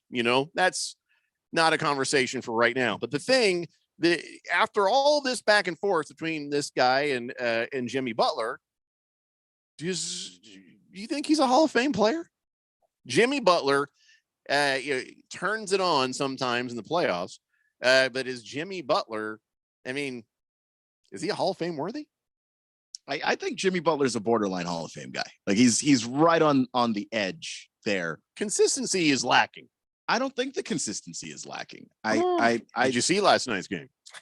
Yeah, the guy's hurt. The guy's not healthy. He even said, you know what? No, my ankle was not an issue. My ankle is fine. He lost the game. That's what he's supposed to say. He's not supposed to make excuses if you're healthy enough to be out there. I'm saying I'd be like, have you seen my ankle? Bring up the tape. And look, a lot of players would actually leak that stuff. You see a report. Jason Tatum's ankle was the size of a grapefruit. Like not guys only will is leak my that ankle stuff. hurt. It hurt my feelings. They hurt my feelings. I'd saying all that. Jimmy's not that guy. But yeah, I watched him play. That's not the same dude that was playing at the beginning of these playoffs. He didn't have the burst. He didn't really have the ability to get to the basket the way that he was before. And it really affected his game. He's not going to make excuses, but I watched him not be the same player. Someone in the last hour, I believe named Keon, said it's part of the game. Yeah. So his availability to play the way he's supposed to play is on him. So let's take a step back from last night look at Jimmy Butler as a whole. Let me phrase that. Jimmy Butler's entire career up till now, does that look like a Hall of Famer to you? Yeah. Use your words, Ralph. Shaking your head is great for video, but not radio. The answer is no. You look like Peyton Manning's kids last night sitting next to him, rolling their eyes. Did they get shot? No, anyway. Oh Jesus! Oh, yeah, wow, that is that is dark. They went home well before 12:30. Oh, so they didn't use the guns. Okay. I don't know. When I think Hall of Fame, the name Jimmy Butler just doesn't come to mind right away. There's a lot of guys that do. He's not one of them. I think if they would have pulled this off and won this year, he probably has a little bit more of a case. And I appreciate everything they did this postseason. They played way beyond their expectations. Spoelstra for president. Phenomenal, right? I mean, great coach, great effort. But I'm like Keon said, he's borderline. I think he's borderline. He's still, to be determined. At this point, I'd say no. I say he will eventually do enough to get there. If you mean today, no, not today. But I just think that this playoff run should do an awful lot. Your best teammates were Gabe Vincent, Max Strus, like a bunch of guys who we're not even sure, Duncan Robinson, like we're not even sure they can do this again next year because these are all role players. He went to the NBA Finals against a bunch of role players, knocked off the Milwaukee Bucks, knocked off the Eastern Conference, the defending Eastern Conference champions in the Boston Celtics. And then you rewind to 2020 where they get beaten by the Lakers, and that team's not like a loaded team either. And then you go back to 2019 where they're one insanely lucky Kawhi Leonard shot away from going to that NBA Finals. Like Jimmy has been involved in these playoffs, in multiple playoff runs in a big way. So that's why I say the consistency overall for him is there, even though this last series, he got hurt in the Celtics series and he just didn't have it. I'm not going to necessarily hold that against him if we're going to talk about Hall of Fame for his career. When you look at the fact that for all these other teams like Jokic and Murray, those are two big stars. Those are two guys that can go get a bucket in an NBA Finals, and Bruce Brown, probably like 6th man of the year worthy. And you look at the Heat roster, there wasn't that same firepower. Let me ask you. So if Dame Lillard goes to Miami, as he has sort of made some overtures towards, would that team have won the NBA Finals this year? If they had added Dame Lillard, would that have been the end of the Nuggets? No, I don't think so. Okay, but then what the hell are you expecting the Miami Heat to do? You got a great coach, you got Jimmy Butler. But we don't know that. You just threw out a hypothetical. Like you got a great coach, you've got Jimmy Butler, and then I'm getting to let me meet the end of my sentence. What do they need to win with Jimmy Butler and Spoelstra? If it's not Dame Lillard, what do you see as a formula that helps them get there? I think they could win with Lillard, but I can't guarantee you add Lillard and all of a sudden that's the end of the Nuggets. I know that series doesn't end in 5 games if you add Damian Lillard. Well, you gotta be out. Look they got to the finals, Jimmy Butler and a bunch of nobodies. Add another somebody, maybe it makes a difference. I mean, it's going to make a difference, but Nikola Jokic had maybe the greatest run of a big guy in this modern era that we've had since like Shaq in 2000. So I don't know that I can guarantee that adding another superstar makes them that team, but they have to go out and get somebody because you can't run this back again. Like that is damn near impossible to sneak into the NBA playoffs and then find yourself in the NBA Finals riding on the back of basically one guy. They did it. I doubt you can do it again. Hell yeah, that's another guy who wasn't thinking of. Bam Yabba Dabba Doo. He's pretty good. He's pretty good, and he was getting absolutely abused. Yeah, he was pretty good, but in this, there's a call for some NBA referee and shenanigans that he was beat the hell up and hardly got to the free throw line. But that's the thing is he was getting abused as a defender. Offensive fouls the same as the defensive foul. They weren't offensive fouls. Like that's just physical basketball. Oh, you mean he just got backed down and beat down by like Jokic would slam that shoulder into him, and then like what do you do? He outweighs you by like 60 pounds. Denver wasn't going to lose this series. Jokic played out of it. I can't see him doing that again. I mean, the shots he made were just stupid. I mean, I'm sorry. I can't see Jokic doing it again. He's a great player. Oh, I can see him doing it. I can't see him playing at that. I'm sorry. I think back to the Lakers series. Even the Oh, finals. is this a Laker No. hate on Jokic? No. It's just Come the way, on, it's man. the shots that he made. He made were- everything look again, so easy. He could have turned around, covered his eyes, and just flipped it up, and it was going to go swish. I mean, it was just stupid. Practice. But he maintained that for 20 games. It's- Like that's not an it's- accident. Yeah. I want to see it again. And it, I'm sorry. You I might. got to see it again. you might. You might, yeah. I mean, I think Malone pulled a Pat Riley and said, "Oh, we're gonna, you need to shut up, dude, because you don't know what's going to happen next year because now you got a target on your back." I mean, it's a different story. it's a different story, but again, like it's one of those. What else is he supposed to say? Like, nah, I don't know if we can make it back. Like, of course he feels like you're on top of the world in that moment. You got all of the fans cheering. Of course, the first words out of your mouth are, "We're running it back." I hope. Oh, that's just something for the fans, you know. Yeah, I hope fire him up, man. But Spoelstra, though, amazing coach. He's Yeah. so damn good. And if he had just a couple more good players, that's why I thought, okay, if you add Dame Lillard into that, and you say maybe not enough, what would be enough? That was where I was originally think you trying need to go to get here. a legit 7-footer. I mean, the fact that Bam is playing Get center. Bam some lifts. Yeah, I mean, move Bam to power forward, the position that it seems like he should more naturally be playing. Bam is your center, and that's really not his spot on the Now, floor. If they had Lillard and Anthony Davis, yeah, they probably. I mean, would've okay, been yeah, serious. that is a different story. But I mean, Anthony Davis, of course, is a caliber of player that's probably not going to be freely Right. available But if either. they had that threesome, yeah, you're probably winning championships. You know, what they do behind closed doors is none of my business. I think it is. Really not. Dude, this is awkward. Basketball's all about threesomes. You know Let's just go to the text line. Okay. Boomer Sooner says, "Good day, Blender Nation. Congratulations, Denver. Can I get a beer, please?" Absolutely. Navy Brad says, "Welcome back, sir." CK says, "Sir, Lakers swept. Then there's the Doyers. Ha ha ha. Suck it, Ralph." And then waiting like 2 weeks. They've to say been this. holding that in. Yeah. I think Ralph has kind of played the timing very well. He knows if if he shows up, he's going to get murdered on the text line. So he waits a couple weeks, then people forget what they were going to go at him for before, and then they're like, "Oh, Ralph's here. I was going to tell him." I don't remember. No, your audience never forgets. They're like a bunch of elephants. Ralph just called you all fat. My God. Just a bunch of elephants. You Don't gonna take forget. that? Well, if they're fat, yeah. What are they going to do? I don't care. I don't know who this is, but 7176 says, "Yay, yay, no NBA." Why would that make you happy, 7176? And by the way, who are you? Yeah. Are you a new texter, or I don't think you opted in, so you're a part of the original list. Let me know who you are. Your texter nickname didn't make it when we moved everybody over, which also means your texter hasn't texted in like forever. And and if they don't like the NBA and they like some time alone, they can go to a WNBA game.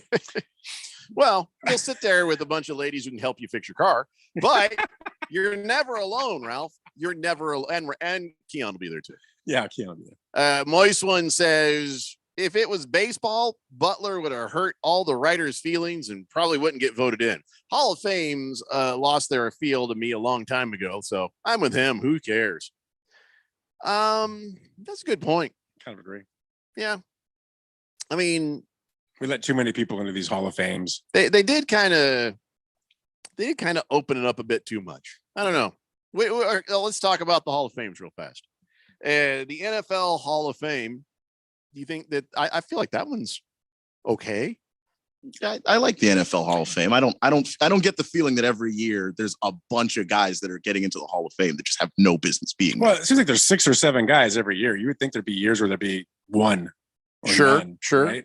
Yeah. Well, you know what it is? They get a backlog, and so if you were to do that 1 or 2 guys, then there's a bunch of people just sitting there waiting to try to get in, and then they feel like, well, we gotta let some of these. Well, guys then they in. get that token guy from the 50s or 60s that no one's ever heard of, and they put him in there. Yeah, but I also think that just the NFL, because just the size of the teams, you're always going to have great players. Sometimes it's a tackle, and it's like, well, what did he do? But we just, as fans, we're not following every offensive lineman. So then you're just like, okay, maybe that guy was great. I don't know. I think that I think if they're in the Hall of Fame, we should have heard of them. Because if you go to the Hall of Fame and you look at stuff from the 60s and 70s, those are names you recognize, And in 20 years from now, are they going to recognize every name that's in there as the classes keep expanding? Listen, I don't want to hurt nobody's feelings, but I'll be honest. I think Ralph's right. I think we're letting too many people into a Hall of Fame. The Hall of Fame is like the best of the best of the best. And I'm sorry if your feelings are hurt, kicker. I'm sorry if your feelings are hurt, long snapper. I'm sorry if your feelings are hurt, cornerback. I mean, just, let the guys in that are the Hall of Fame, not the Hall of, he was pretty good. Yeah. But I don't know. When I watch a lot of the Hall of Fame inductions, every now and then you'll see like 2 or 3 guys who are like, okay, really him. But most classes, at least to me, I'm okay with the guy that's getting in there. Yeah, I mean, you're okay with it, but yeah, I mean, if you take a step back and say, Fame, Hall of Fame. Yeah, I mean, to me, it's like, can we tell the story of the game without you? Some of them, yeah, but not for the most part. At least not in football. To me, it should be a guy that comes to your mind, right? When you think defensive back, one of the best defensive backs. Who do you think of right away? Boom, Ronnie Lott, right? All right, I was going to go with Taylor, but go ahead. Yeah, but Ronnie Lott pops into my head right away. A guy like that. It should be one of those kinds of guys. Like a Dion, Daryl Green, sure. Right? Primetime, boom, bam, right away. Bam. Right? We know. Right. Mm-hmm. Not guys that I'm like, who is that again? You're Googling. If you have to Google the guy, he shouldn't be in the Hall of Fame. Exactly. I mean, okay, yeah, I can see that, I guess. Moist One says, and I feel like Sarcastica should be a text. If you click a thing and it goes in like italics, they call that Sarcastica. Moist One says, Baseball Hall of Fame. Oh, I'm sorry. This is the Sarcastica one. He says, great insight, Ralph. If the Heat had prime Kareem and Magic, they probably would have won. That was Sarcastica. That was Sarcastica? Yeah. Then the next one he says is Baseball Hall of Fame is terrible because the voters hold grudges against players that deserve to be in. Okay, no. If you cheated, you shouldn't be in there. If it's steroids or cheating, you shouldn't be in there. But like a guy like Kurt Schilling.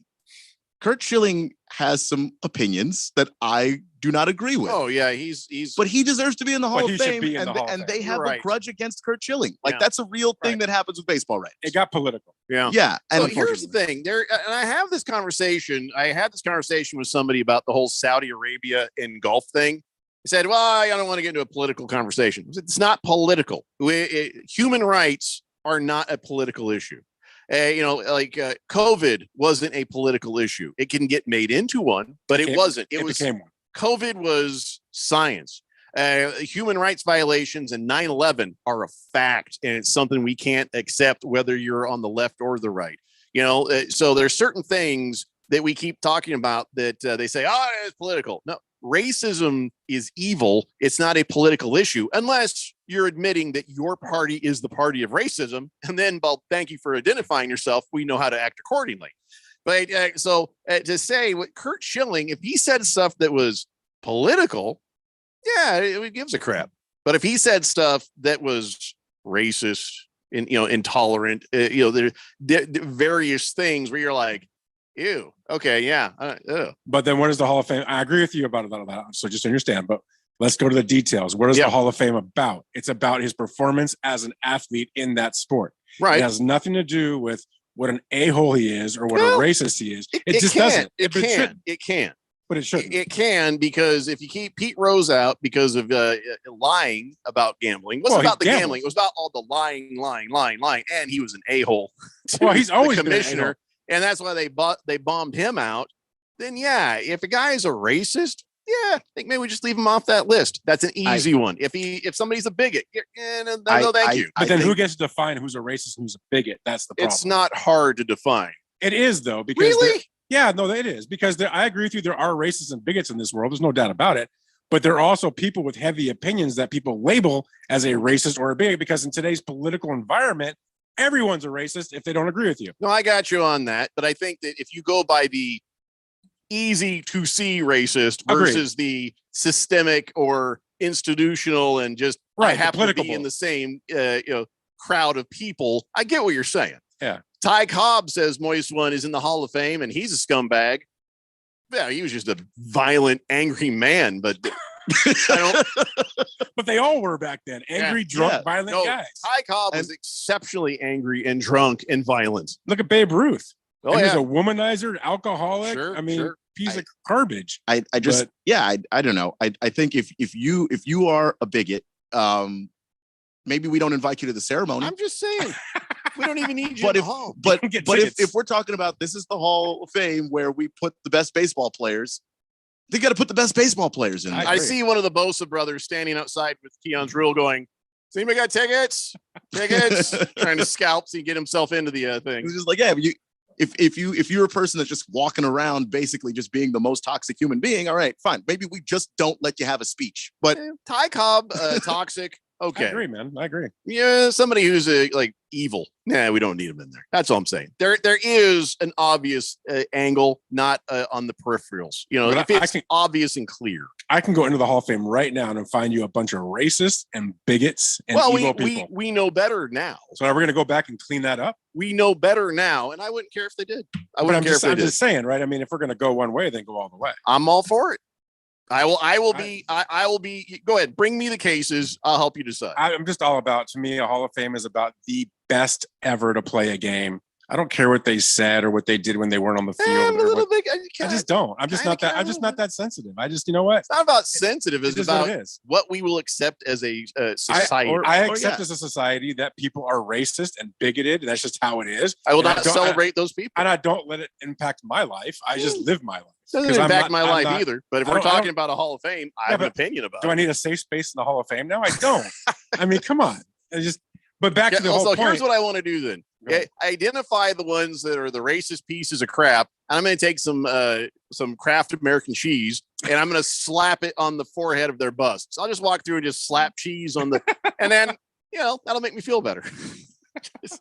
You'll walk through and be like, "Why is there cheese I mean, on you this have guy's you head?" have the right to walk by that bust and not look at it. I like because to you put, understand what he is. I'd like to tape a syringe to certain players' foreheads, for the PEDs and the steroids. Mark McGuire. Well, those look guys at should you. never go in. Those guys should never, ever. Well, why are you saying that? They cheated. They cheated. They Oh. absolutely cheated because if you take away the PEDs, they don't have the what players that what they have. Hold what on, let they me did write- wrong was about the game. So they cheated in the game. cheating is, and I'm In doing the the game. mathematical thing. Cheating is greater than racism. It is There were because guys who are racist in the game, But- who are out very vocally talking crap to Jackie Robinson, oh, I know. and people are like, "Oh my god." But cheating in the game gave you the stats that got you there. Being a scumbag racist and beating on Jackie Robinson I just can't. had accept no it. impact on how your game resulted in. And I understand, Ralph, that you can accept a certain level of racism. I can't. Well, I mean, That's it's, just me. it's individual choice, right? I mean, in my opinion, Jackie Robinson should be at the front of the class. I mean, Sure. he's the one guy that dealt with the most BS ever imaginable that I can't even think what that guy went through. And what an amazing player he was. Sure. He's an To example me, for it's everybody. it's the fact that everybody is flawed and that the game Absolutely. is flawed. Yep. And that if you want to tell the story about the game properly, you put the context in Sure, there. sure. You do, but It- but the player playing the game goes in Yeah. to me. History is history, and it shouldn't be washed in one direction or No. the other. We learn from history. That's right. And if we pretend like history didn't happen because somebody's feelings might get hurt one way or the other, we're never going to learn from it. Moist one says Babe Ruth killed his wife. I think Well, you're she- thinking of OJ. Are you sure about that? I didn't hear that. I better look that up. I don't think that's true. It's the Daily Blender here on 1580 The Fanatic. Wesley Financial Group is not a law firm. This story is called The Ugly Truth About Timeshare. If you think you've done your family a favor by buying a timeshare, you need my help. Hello, I'm Chuck McDowell, CEO and founder of Wesley Financial Group. 10 years ago, I started helping folks cancel their timeshare. And in the process, started what's now called the timeshare cancellation industry. Timeshare is the only thing that you can buy that you can't tell me how much it's going to cost or when it's going to end. When you buy a timeshare, you give them a blank check to fill out any amount they want for annual maintenance and assessment fees. The crazy thing is, this never ends. Even when you die, your family's now going to be stuck with this burden. Stop the insanity today. Call my office now. If we take you as a client, I guarantee we'll cancel your timeshare or you'll pay nothing. Call for your free information kit. 800-462-3333. That's 800-462-3333. 800-462-3333. Introducing the new My Plan from Verizon. With My Plan, you pick only the perks you want and save on every one. So you get exactly what you want in your phone plan and only pay for what you need. And for a limited time only, get the amazing iPhone 14 Pro on us when you switch with Select Trade-In and Unlimited Plus. Act now and get iPhone 14 Pro with My Plan at your Verizon store today. $999.99 device payment or full retail purchase with new smartphone line required. $200 Verizon e-gift card sent within 8 weeks with Corded. Less up to $800 trade-in/promo credit applied for 36 months. 0% APR. Trading conditions and additional terms apply. Do you struggle with occasional nerve aches in your hands or feet? Try Nervive Nerve Relief from the world's #1 nerve care company. Nervive tablets contain alpha-lipoic acid to relieve nerve aches, weakness, and discomfort, plus B-complex vitamins to support healthy nerve function as you age. Live life with less nerve discomfort with Nervive Nerve Relief. Learn more at nervivehealth.com. And try Nervive Pain Relieving Cream to block nerve pain signals at the source. Use as directed. Imagine it's the last ride, but your symptoms of irritable bowel syndrome with constipation, or IBS-C, are taking you for a ride. What should you do? Keep managing your constipation with belly pain the same old way? Or try getting ahead of your symptoms by talking to your doctor about treating it with Linzess, linaclotide. Linzess is a prescription medicine that treats IBS-C in adults. It's not a laxative. It's a once daily pill that helps you get ahead of your symptoms. It's proven to help you have more frequent and complete bowel movements and helps relieve overall abdominal symptoms, belly pain, discomfort, and bloating. These symptoms were studied in combination, not individually. Do not give Linzess to children less than 2. It may harm them. Do not take Linzess if you have a bowel blockage. Get immediate help if you develop unusual or severe stomach pain, especially with bloody or black stools. The most common side effect is diarrhea, sometimes severe. If it's severe, stop taking Linzess and call your doctor right away. Other side effects include gas, stomach area pain, and swelling. Imagine, what could relief from IBS-C mean for you? Talk to your doctor and say yes to Linzess. Learn more at linzess.com or call 1-800-LINZESS. Sponsored by AbbVie and Ironwood Pharmaceuticals. New schedule, new season, new direction. This year, the Cardinals will travel over 25,000 miles. They will do battle against Bears, Browns, Texans, Rams, 49ers, Seahawks, Eagles, Steelers, and Commanders on the road. They will face the Bengals, Cowboys, Giants, Rams, 49ers, Seahawks, Falcons, and Ravens at home. Think there won't be drama? When it comes to Arizona Cardinals football, we talk about it. 1580 and 99.3 The Fanatic.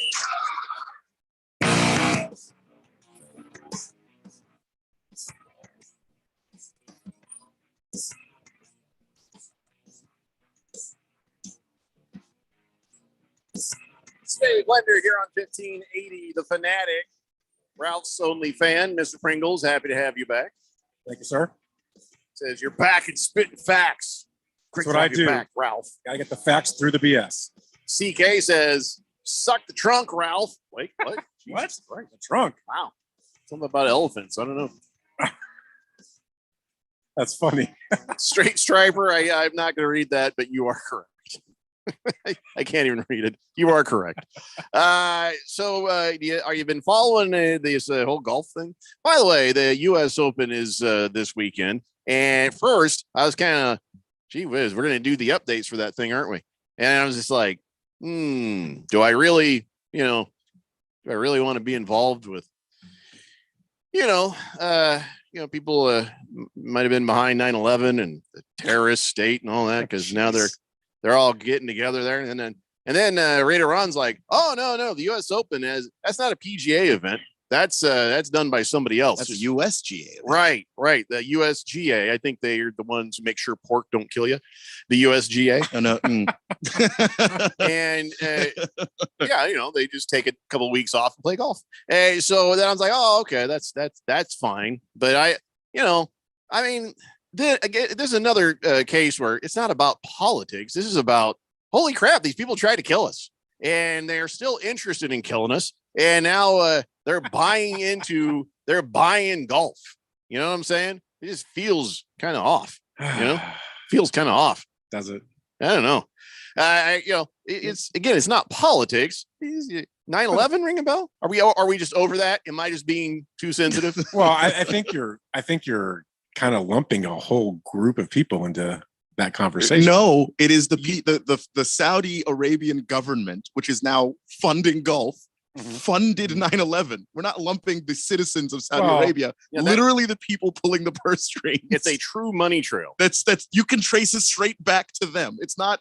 I mean, you could trace it back to a lot of places, though. Not just there. You can, but You can trace Okay, it back to the original the- bombing the- of the trade centers in Right. in the 90s. The other places don't happen to be funding the PGA.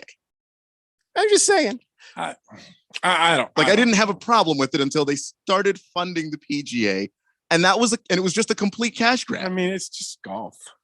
Well, it's just golf, but first it's the golf, then it's the baseball and the football. Now, if we start seeing exploding balls and stuff, I mean, Oh, then we can that'd be talk awesome. about it. But that's the thing is like when Actually, I'm they- kind of in on that. right now Golf's lot- suddenly interesting. a lot of that association It would be. is, oh, the Saudis. You mean those people that funded 9/11? That seems like a really bad government to be aligned with.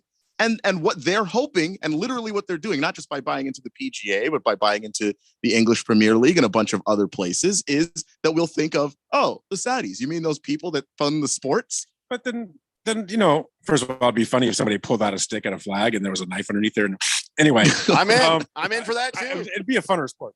But I mean, if we're gonna sit here and buy our oil from these people, I guess having them fund golf, what's the difference? Yeah, I'm not thrilled about yeah, that. yeah, either. that's also not We good. could be making our own oil, and we don't want to do that, so we're gonna buy it from them. But Yeah, that's not to get also, political, but that is also bad. it's like it's It's not like political. it's like this country could. It feels like we can like somebody when it's good for us to Convenient, like yeah. them. It matches our speech or agenda, but then when it doesn't, we're not gonna like it. Remember back when the Saudis after 9/11? Oh, we're your allies. We're your friends. And we all sort of bit our lip going, no, you're not. We know you're not, but Right. we need to take off for our airplanes from your, we hated it. But everybody knew that then. That wasn't a surprise. Yeah, I agree. And I think that like the government, when you say we, that's not we.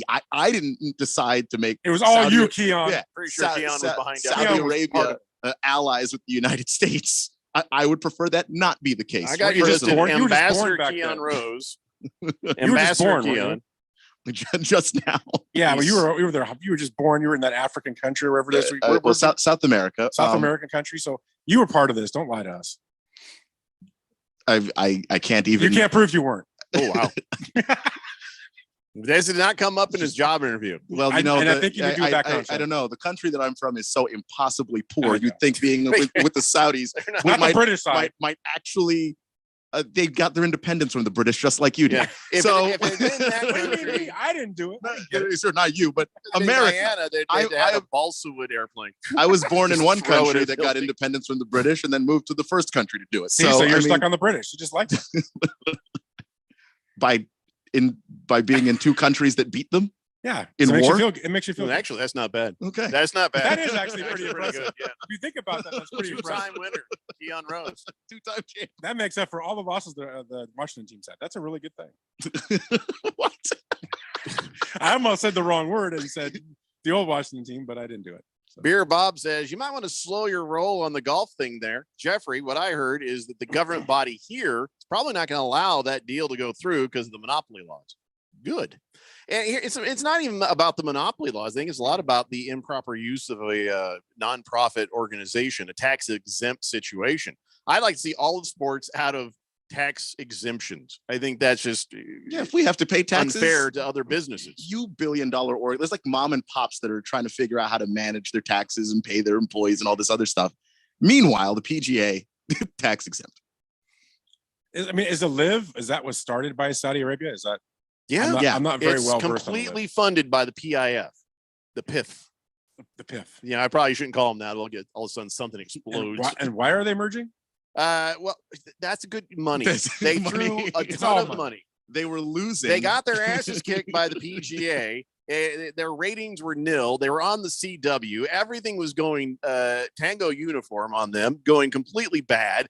And then they just walked over to the guy who runs the PGA, opened up a briefcase and says, "How about this?" And he's like, And then Jay Monahan said, "Oh, my Yeah, bad. yes, please." Jay Monahan, by the way, was the first person he was the one that pointed out that the Saudis were involved in 9/11. And that's why he was against the live. There you go. And then they opened up the briefcase of money and his tune changed. And all of a sudden, Jay Monahan sounded like a canary singing a very different tune. I hate those guys. Oh, they're my Oh, friends. what do you mean, enemies? Yeah, What? that's- 1 year earlier, you can't believe that we are going to put up with these people and everybody's running off the play for the people who did 9/11. Hey, this is the worst thing I've ever seen. These guys are awesome. They are so listen, I just can't say enough good things about the live tour. So they should not let this happen. They should fire him.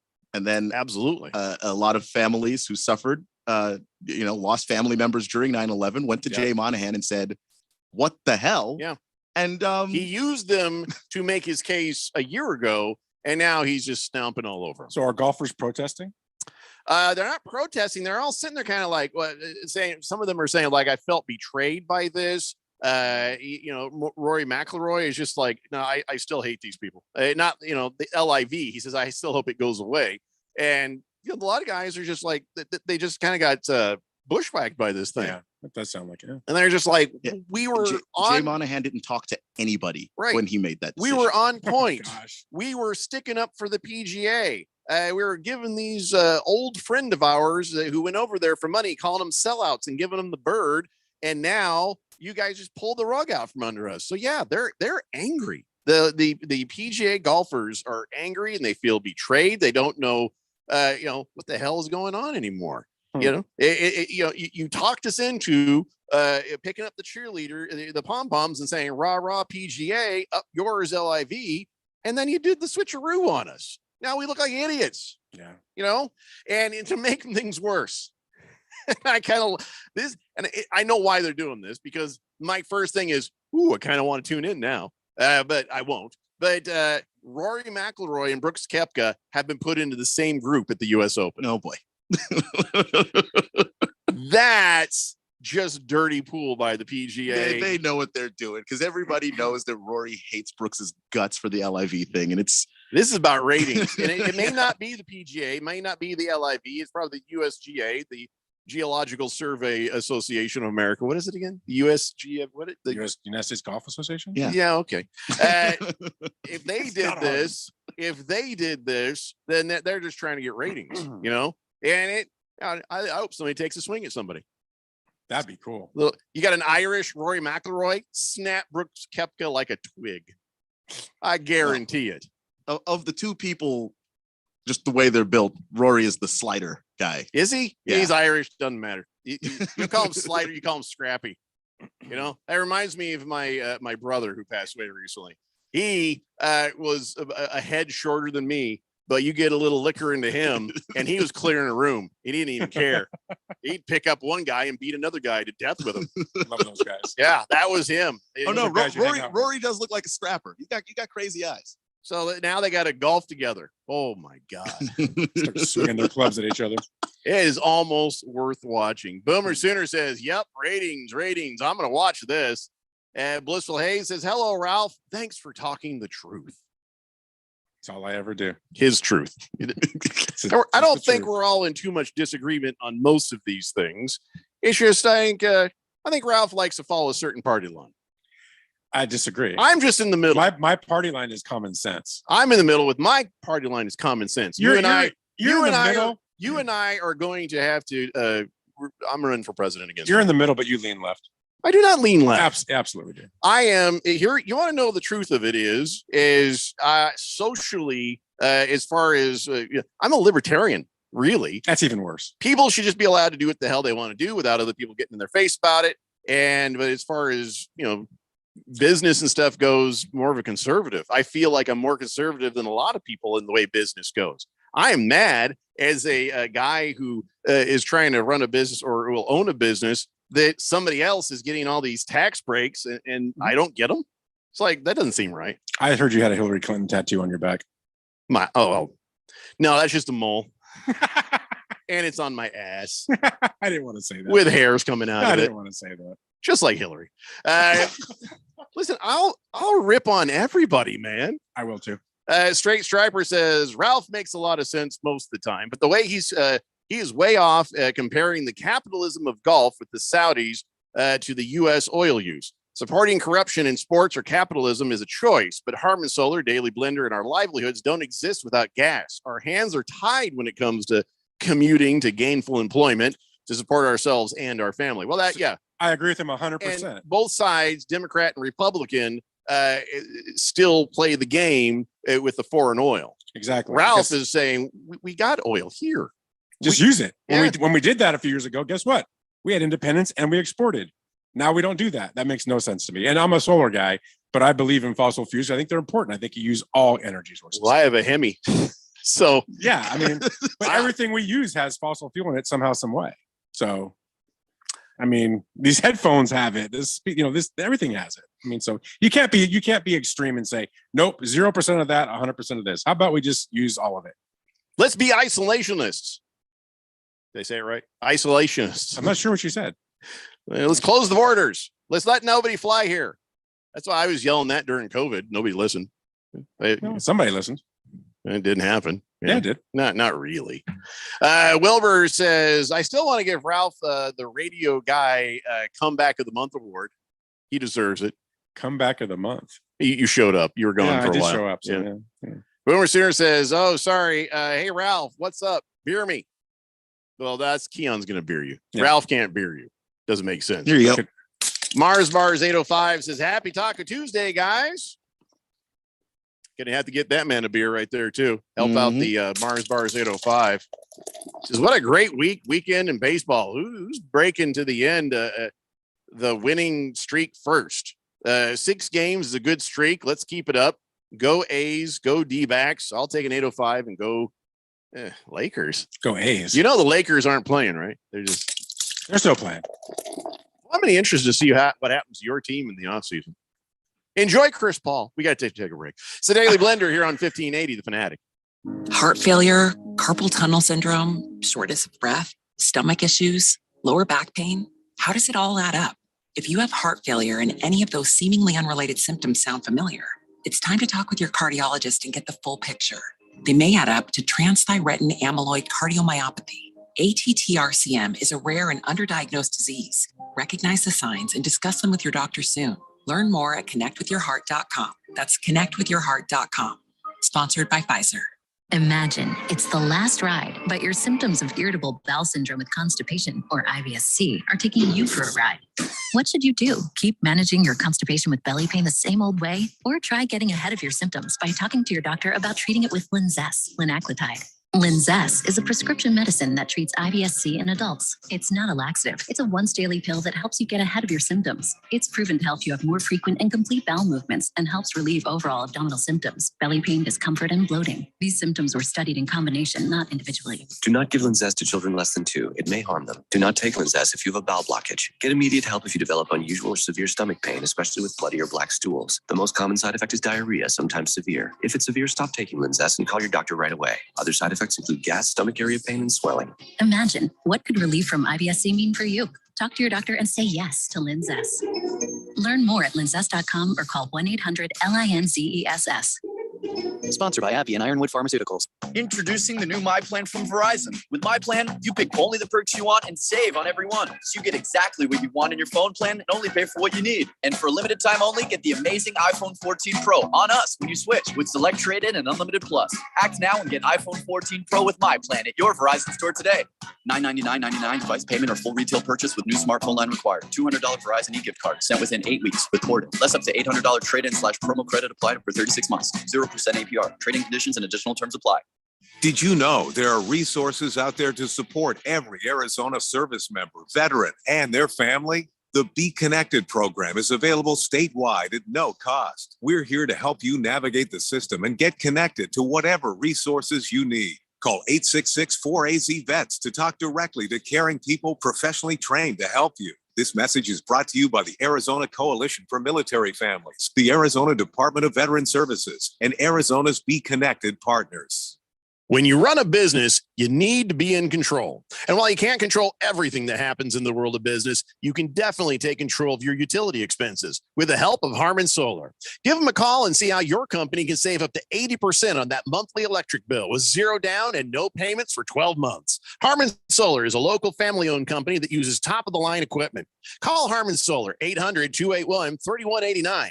That's 800-281-3189. Or go to harmonsolar.com. I'm here to tell you about a technological shocker. Believe it or not, you can listen to us on your smart speaker. That's shocking. Wow. What a world we live in. All you have to do is say, listen to 1580 The Fanatic.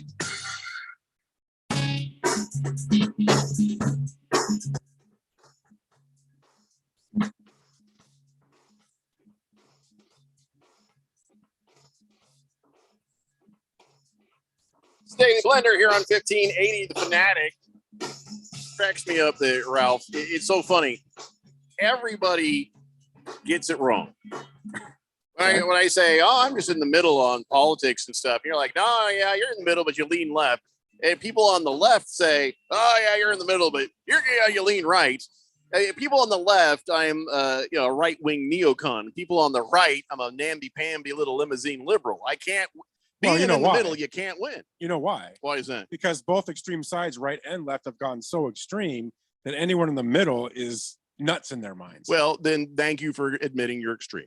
888-368-1580. I am in the middle and I lean right because I'm more. Oh yeah, they got it. I hooked him. I'm He's more in the boat. conservative. He's in the boat. No. Elzar of the Mountain says libertarian's probably the least offensive party, but drill. Beer me. Yeah, okay. I mean, listen, if we're gonna use oil, let's use our own. Let's use it. Yeah, why not? I think the reason is trying to keep stability in the Middle East has always been the reason. So it's been in a for both left and right, for our nation to it's all about diplomacy. I think that's why these and it's really and it hurts our pocketbooks. Yeah, so because we should think about us first. well, whether it was a right winger or a left winger in office, there's been plenty of time to fix that, and we didn't. So well, we did, but Moist One says mine curves to the left. I always imagined more it did. information than I wanted, but is that pierogi disease? My God, if I got to see one more of them carrot commercials, that's now every time I see my wife peeling a carrot in the kitchen, I'm like, oh. Ooh. Hey, so let's talk about the hockey. I think the Golden Knights should finish this thing off, right? They should finish this thing off here in a couple hours, and yeah, they should. All done with the Stanley Cup, and then we'll have the end of herpes season for a while. End of herpes season. Everybody's kissing the trophies. Oh. All I can think is everybody's kissing the damn, Larry O'Brien. They're kissing the Stanley Cup. They're kissing the Lombardi. Somebody's getting herpes because that's how you get it. Stanley Cup, each player gets to take it home for a day. Oh, there's going to be many STDs on that. It's kind of cool, though. They get to take it all over the world. They take it home and they eat food out of it. They do all this different, drink beer out of it. Does somebody have to sanitize that thing in between? Yes, there's a poor guy whose job it is to Is lug Lord Stanley around in a He trophy. cleans it before he gives it to the next guy. Yeah, and he Not also show is up with a Fruit Loop stuck to the side of it or something. always kind of around to make sure that nothing bad happens to it, or like one of the Washington Capitals just got really drunk and dented it, and then they had to buff that thing out. I mean, just all right. As long as you bring it to be sanitized, I might still re-sanitize no, it's not like you're the 15th guy to get the trophy, and you're like, what am I looking at? This is. I'd be the guy who ate cereal out of it. Yeah, I think I'd do that. You might be the guy who, as Hefty Lefty says, can drink 17 beers out of it, but I'd be worried that Ralph would take a dump in it. You know what I mean? God. He'd be that one weird guy on the team who's like, I would fill it with Cocoa Pebbles and eat it. Cocoa Pebbles? Oh, that's solid. That'd That's a be solid me. choice. Cocoa Pebbles and milk, and I'm out there. I'm going. No, I'm with you on actually. How about then not even Fruit Loops? I'm going to go with Fruity Pebbles. I like the Fruity Pebbles. Ooh, those are good too. I can eat those forever. Cocoa Pebbles, after a while, you're like, it's too much. It's too much. You can mix them, cut them. Oh, like you said that like a dealer. I'm going to cut some Fruity Pebbles. Don't you cut your cereals? I cut my cereal all the time. Only when I've run out of one. You pour out you've got like a third of a bowl of Cheerios, and you reach over and you grab something else to mix in with it. Try this. Try Cocoa Pebbles. Yeah. Okay. And then Cocoa Puffs. What's the mix? 1/3, 1/2? Half. Okay. Cocoa Pebbles, Cocoa Puffs. Now I just got to get my wife to buy that garbage. Or you can go the healthier version, which is Koala Crisps and Cocoa Chimps. That doesn't sound healthy. That sounds like we got McDonald's at home. You know what I mean? That's the government cheese version of that play. A Rectinator says, "Hey Ralph, so that thing with your parents didn't work out with when they place you in the front yard with a free baby sign." And he says, "Jackass." What? I probably could have read that better. This is that guy that was attacking you 2 weeks ago. Yeah, we can't figure out why yet. Haven't figured it out yet? Yeah. Hey Ralph, so that thing with your parents didn't work out, when they place you in the front yard with a free baby sign around your neck? Jackass. It reminds me of that. You ever watch Happy Gilmore? Yeah, jackass. He's that guy. Yeah. We should get some audio of that. Mr. Wilbur says, "Is that what you call sloppy seconds?" What? What are you talking about? No, cereal, mixing cereals. Why would you call it that?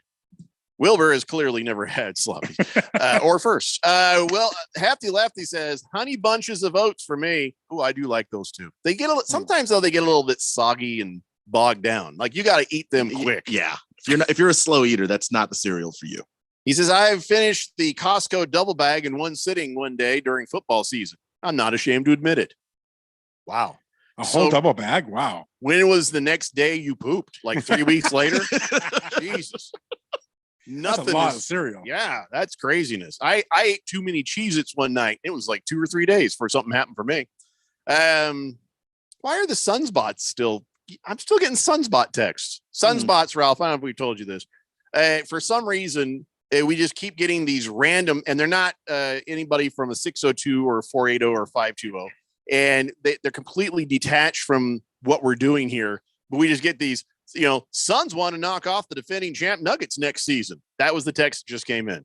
Completely detached from what we're actually talking about, which means not a real listener, but something about the Suns. And I'm like, Sunsbot. That's annoying. And I've responded to them. Hey, knock it off. And they don't care. They don't listen. I keep getting these random texts. It's a lot of work. If I have blocked somebody on this text line, I've had to make a phone call to do it. Didn't one of the Sunspots gain sentience and just sort of become a listener one day? Am I remembering that wrong? I thought maybe, but I never heard back from them when I asked them. One of those Sunspots texted about something other than the Suns for once. Yeah, we were shocked, stunned. They probably forgot what they were doing. Heavy Metal Maniac says, "I just want to quote a Diamondbacks. I just want a quote Diamondbacks have a 4-game lead over the Dodgers. Just so fun to say. It's been a long time. We're going to keep playing good all summer and make the playoffs. Good luck, Dodgers." Not really, Ralph. And if we don't go, I'll eat those words. Well, I hope you have a spoon. Are you really going to sit there and say you don't think the Diamondbacks are going to the playoffs now?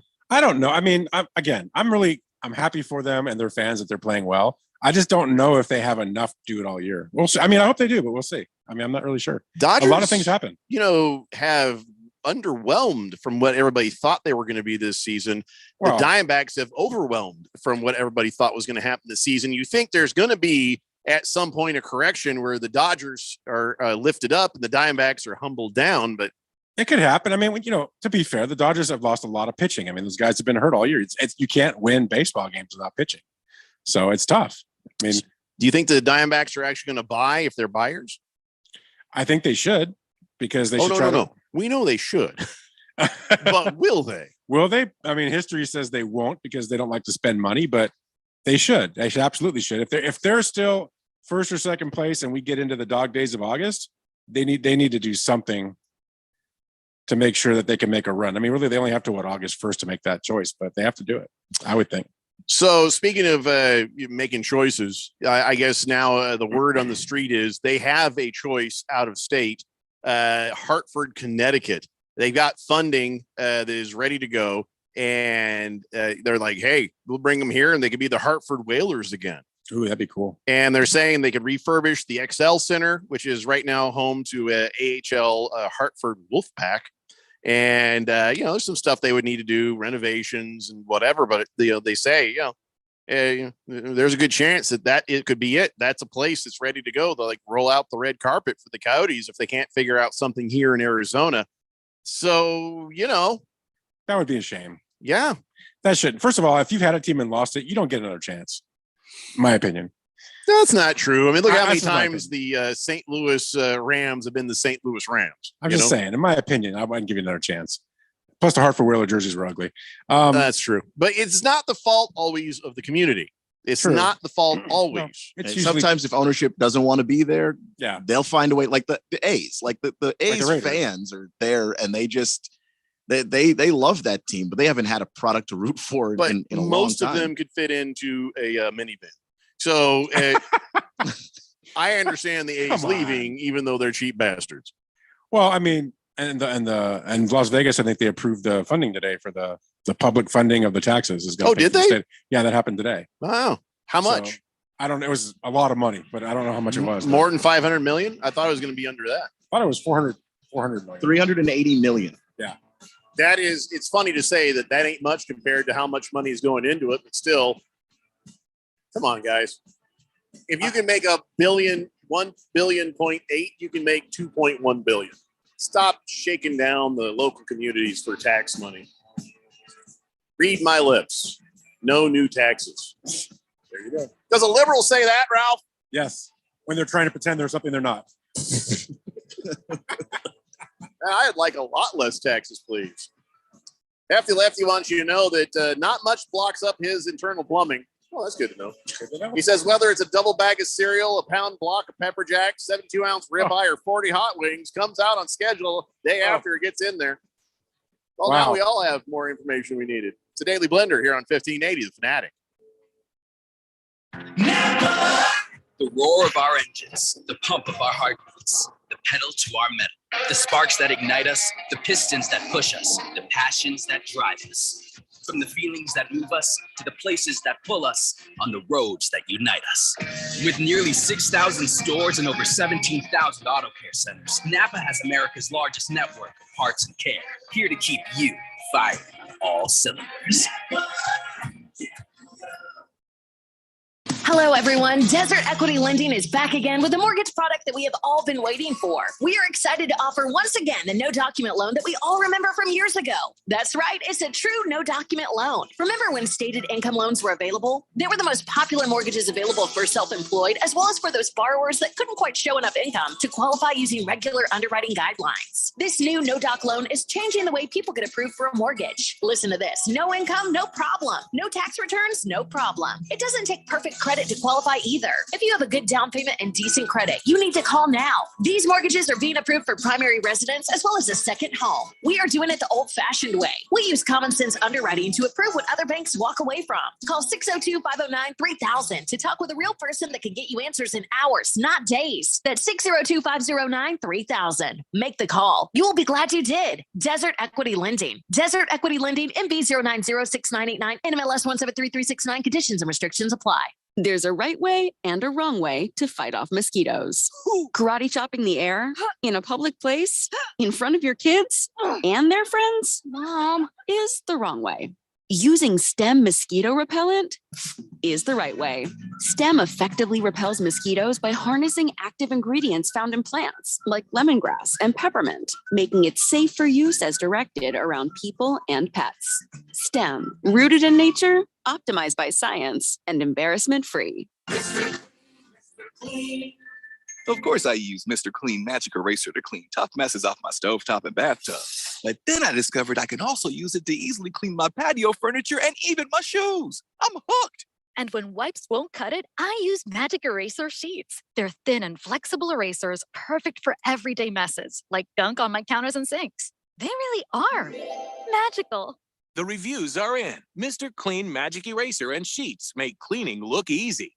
8 out presents Terrifying Jobs. Bull Rider, take 2. Today we're talking with Clifford Maxwell, a rodeo bullfighter. His job? Distract raging bulls from going after thrown riders. Cliff, this seems like a really terrifying job. Why do you do it? I love protecting the bull riders when they get bucked up. How big are these bulls? 12 to 2,200 pounds of pure muscle. You're not cowed by any of this, obviously. Is there anything that scares you? Yeah. Distracted drivers terrify me. This message is brought to you by ADOT, EPA, and this station. Live from the Harmon Solar Studios in Scottsdale. This is KQFN Tempe. Also transmitting on K25CD Phoenix at 99.3 FM. And K240U Fountain Hills at 95.9 FM. It's time for the third hour. Quiet, people, settle down because it's time.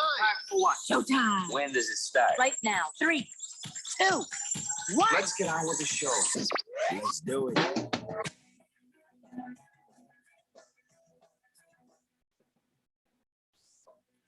All right, everybody, it's 5 o'clock here on the Daily Blender. I'm your good friend, your radio pal, Jeffrey O'Brien, not alongside Randy White. I think he'll be back tomorrow. We got Ralph from Harmon Solar with us. We got Keon Rose in the control room, and you guys are on the Fanatic text line, 888-368-1580. as we broadcast live in the Harmon Solar Studios in Scottsdale. Today is National Sewing Machine Day, June 13th.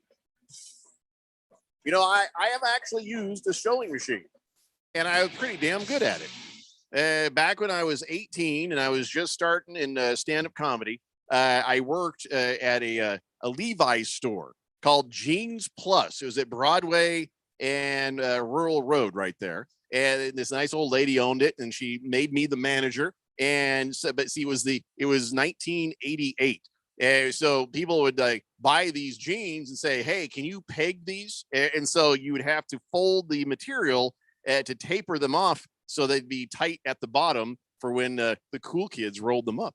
And I got damn good at doing it. Never stitched in my finger at once. They'd buy them, I'd measure them up, and then I'd get out of here. And I was pretty good at it. So, you know, ain't nothing wrong with knowing how to use a machine, even though it's a sewing machine. Don't look at me like I need a man card violation. Why? I mean, I don't know. That makes you versatile, in my opinion. Like you just, learned you just how to know do a lot of things. Yeah, I mean, It makes you something. you know, if you need to I mean, sew your own stuff, you I'm like. not like working patterns and putting on a nice blouse here. I just fix people's jeans for them. That's all I did. It's good. I'm just saying I can do it again. Yeah, great. I don't remember how though. That was a long time ago. But when I saw that, I was like, oh, I've used a sewing machine. You know, a little foot pedal action. There you go. Yeah. Do you know when the sewing machine was patented? You know, when that was invented and patented? I don't. No, the Take a guess. 1800s sometime. Well, that's very vague. I mean, you just gave yourself an entire 100-year period. 1809. Okay. Ralph. Wow, that was very specific. 1786. You might be right about the time it was being worked on, Ralph, but it was patented in 1791. Because it says that on every single machine. Oh, really? My dad was a tailor, so I was around machines my whole life. Oh, well, there you go. So why are you giving me the man card violation look when I said I could sew? Because I can. Because Ralph can too. Damn hypocrite. I've sewed before. No, I think he just recognized. Oh, I like that. He's there's like another one. very quietly. He just muttered, "I've sewed before." If you open a door, I'm going in it. That's all I gotta say. To me, there's no shame in knowing how to do more things. I don't know. I've threaded a needle. You know, I wish I had a sewing machine at the house that was like set up so I could when I tear the seams of my shorts or something, you know, these are still good shorts, but I've just got a hole in the crotch now. And if I could just sew it, because the material gets weak, it's not because, you know, you'd sew it and it's going to rip again anyways. But I kind of wish I could save some. My wife sees a hole in something, I never see it again. It's gone. And there's some of my stuff I'd like to save, you know. I've hidden one last stand-up comedian shirt that I have. Now, my wife has never thrown anything away, but over the course of my life since 1992, I have had a few relationships. And at the time, I probably had about 6-7 stand-up comedian shirts. These are the shirts I'd wear on stage. And remember, it was the late 80s, early 90s, and well, they were wacky. They were wacky shirts. And so then over the time, they've disappeared one by one, sort of been culled by various girlfriends and other things, you know? And so then I realized finally, oh my God, I have one left. I hid that in other clothing, so it could not be destroyed. Can you give us an example of a wacky shirt? Purple with green polka dots. And remember the designs? Yeah, the designs. You know, the okay, so a white shirt with the black lines, kind of all over so it. the very 80s stuff. Yeah. Gotcha. Although I had this one suit from J. Crew, I think I could still rock that today. I'd probably get beat up. Yeah.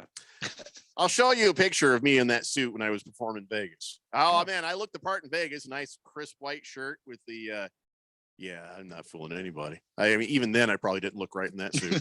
Oh, no. I was probably not right.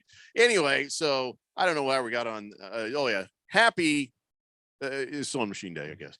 By the way, this is something that's popped up before we get back into talking some football here. You know, you're just walking down the sidewalk and just there's a banana peel on the ground. I mean, I'm not talking like in the cartoons or Mario Kart, you know. I mean, I actually have. Well, I'm like walking along, like, yeah, son of a bitch. Somebody just threw a banana peel down. And I guess there's a fight raging on the internets right now about whether or not tossing a banana peel on the ground is littering. I'm going to tell you right now, it is. It's absolutely littering. Why wouldn't it be? Well, because people say it's biodegradable, so it's no big deal. It's just it'll disintegrate soon enough. Jeez. But here's the thing: if it's on the street or if it's on the sidewalk, it's littering. If you toss this like you're like in the desert on a hike and you're like, you throw the thing or whatever, or the forest, okay, it'll biodegrade. I don't care about that. But haven't you watched any cartoons? Have you ever seen, the Marx Brothers or the Three Stooges? Those things can be deadly. Slip on a banana peel. Yeah. Mm-hmm. So a poll asked people, thousands of people, if they thought tossing a banana peel in the ground was littering. 49% said yes. Yes, it is. 36%, kind of in my category, says depends. If it's in the forest, fine. If it's on a street, it's littering. 14% said, nah, it's never littering. These are the people who are throwing crap out their car window willy-nilly anyways.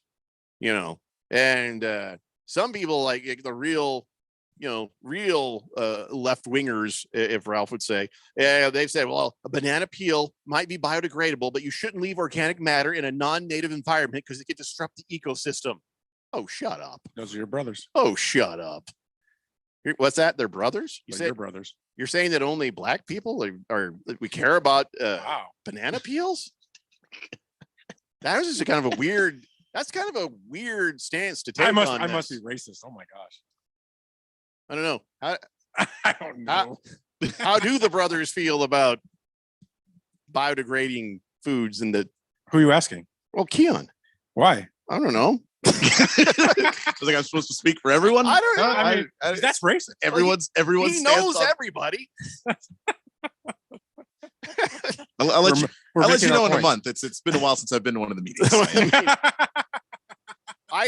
I still stand by the fact that women do when you're at a restaurant and the women go off to the bathroom together. They go off in the bathroom. A screen comes down and Oprah Winfrey gives them their orders. Yeah, I think that is a true statement right there. I believe that. It's been that way for years. You can't convince me otherwise.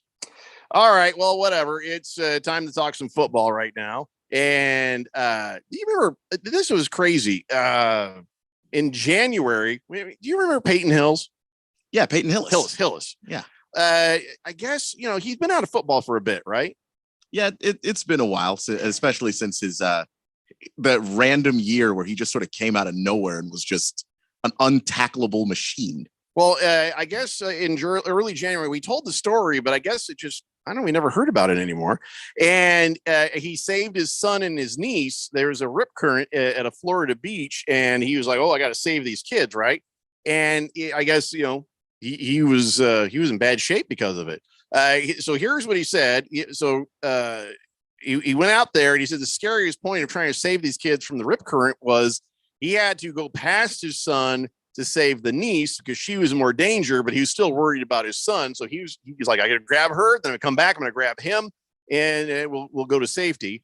And he got back to shore with his son and niece, but then he lost consciousness. And here's the thing that I don't understand. It says he experienced lung and kidney failure. Well, why? Wow. How does that happen? Why did he have lung and kidney failure? I can't explain the kidney failure, but I guess the lungs would just be, if you're in the water trying to. Yeah, but people took some in, maybe. Maybe he drowned, and he kept running with him, and he was drowning. I mean, I'm very confused by how he ended up with this. If he just had enough fluid in his lungs where he could still breathe, but where he wasn't getting as much as he needed. Well, where's the kidney failure come in? I have no idea. The saltwater couldn't have gotten down to his kidneys that fast. Oh, that's a good point. He swallowed a bunch of it. Yeah. I mean, if they got there that fast, maybe the salt content. Well, keep in mind that he lost consciousness, but not like immediately. So maybe you might have something there, Ralph, on the salt water. But he was airlifted to a hospital. They had him on a ventilator, and 10 days later is when he came back and woke up. Wow. And then after that, he was 2 weeks in intensive care. That's crazy. So I guess having not drowned and lived to tell the tale, I don't know why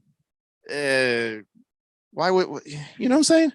Yeah, that's crazy. Yeah, it's just like your kidneys apparently require a lot of oxygen. This is from the Goog. And when you're in that fight or flight response and you don't have enough oxygen to go around, your body's trying to send it to the important places, your brain, your heart. Your kidney doesn't get nearly enough because it's not high enough in the. So all his oxygen was used carrying these kids to the shore, getting them out of danger. And he was probably holding his breath because I remember this happened to me in San Diego when my oldest son, I think, was about 7 or 8. And we went out. Let's just wade into the ocean. All right, this is fun. This is fun. All of a sudden, this big wave just goes boosh right over the top of us. Didn't even see that coming. And I just instinctively grabbed him and picked him up over my head like this. And I kept him and his head above water, but I was underwater. But I was calm enough to know it's going to go back out again. If it came in, it'll go back out. And I'm sort of in the then as soon as the water went down, I started kind of running back to, further up the beach. And, he was mad. He's like, you're supposed to protect me. I was like, dude, I just saved your life. I shouldn't even been down there. We were sticking our feet in the water. I didn't realize that there was going to be a tsunami. Oh, he still today. He just blames me for. I felt pretty damn heroic, but he was just like, "You're a bad parent." Trauma. I'm like, damn, this kid is smart for a 7-year-old. So I get it. I had to hold my breath through that, and you got to do what you got to do to save your kids. I guess. Apparently, it's when people nearly drown. It's a thing that's pretty common is for kidney failure to be a thing. So okay, interesting. I'll be damned. Well, anyways. Man card accreditation of that guy. That's pretty awesome right there. So can somebody explain to me, is everything okay with the Bills? What is going on? Stephon Diggs. He's not here. Brian Daboll comes out and he's all, I'm very concerned about this. I don't like it. Don't tell us about it. I'm not going to speak about this. I'll keep that to my personal self. And he was very gruff about the whole thing. And then Josh Allen, he's like, well, we're working on some things internally. And I'm like, okay, what the hell is going on with Stephon Diggs and the Bills? They say is not football related. Well, what is it? Yeah, no one is being 100% clear about it. Josh Allen was like, I've got his back no matter what it is, but nobody will talk about what it is. It's very bizarre. He is something back in practice, the coach? But he was on the sideline practicing. He didn't practice with the team. So I have no idea. Yeah, this is a coach-player conflict then. Because if Josh Allen is like, I love this guy. I effing love this guy. And, we're working on some things internally. Coach comes out, looks all salty about it. He's like, I'm going to keep that. I'm going to keep my thoughts on this private.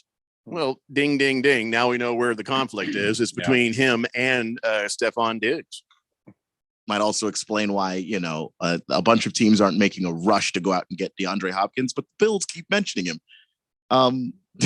might have to find a guy just to play the position if things don't get ironed out with Diggs. Whatever things are, you have the coach saying he's very concerned about whatever it is. He just won't say the thing that it is.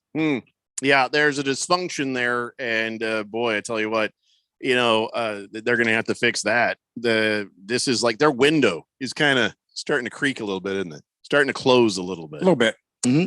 Let's go to the text line, 888-368-1580. Straight Striper says, yeah, Peyton Hillis' kidneys shut down because all his body prioritized oxygen to his gigantic testicles because he's a man. Wow. No, that's probably, that checks out, actually. Yeah. Rectinator says, speaking of bodies of water, Ralph, find the bottom of one, jackass. Wow. Jeffrey, maybe you can hammer up some of Ralph's blouses for him. I'm not reading any more of these, Rectinator, until you explain what your issue is with Ralph. At least let us know why you're an ass. Because that's just 3 texts in a row of you just needlessly going after Ralph. From a guy you barely know, unless, of course, you are a previous texter. I have a wife for that. I don't need you. No, he's not kidding, Rectinator. She handles it. Historian says, historically speaking, the U.S. Post Office announced that babies could no longer be sent by parcel post today in 1920. No, it's true. You could mail a baby back then. Seriously, people did it. How awesome would that be? No longer. Oh, yeah. Wow. That is, how long was this going on before the post office was like, probably not best practice? My wife is like, don't you think we'll feel guilty being in first class with the kids and coach? Woman, if I could still do it, I'd mail them and we'd be in first class. Go in the belly of the plane. You put them in a dog carrier with a little fur coat on. Just bark every now and then. You'll be fine. Here's your oxygen tank. Here's your coat. No problem. Let's see. Weirdest Madden cover athlete ever, Peyton Hillis. Yeah, that's right. He was on 2010, right? He was on there. Yeah. But that was the season he was the juggernaut. Yeah. You couldn't tackle him. He jumped over a guy. Yeah. Hefty Lefty says, pretty sure most Navy SEALs probably can do basic sewing. So, it's definitely a useful skill. Oh, yeah. If like we were in the zombie apocalypse and somebody got hurt, not bit. If you get bit, I'm blowing your head off. That's the way it works. I mean, that's the way you got to do that. But let's say Ralph and I are running and he gets tangled up in some barbed wire. And, as long as it wasn't something I didn't want to look at, like his shoulder, his leg. But if it was too close to something I didn't want to see, he's probably going to get gangrene and die. But I could stitch you up.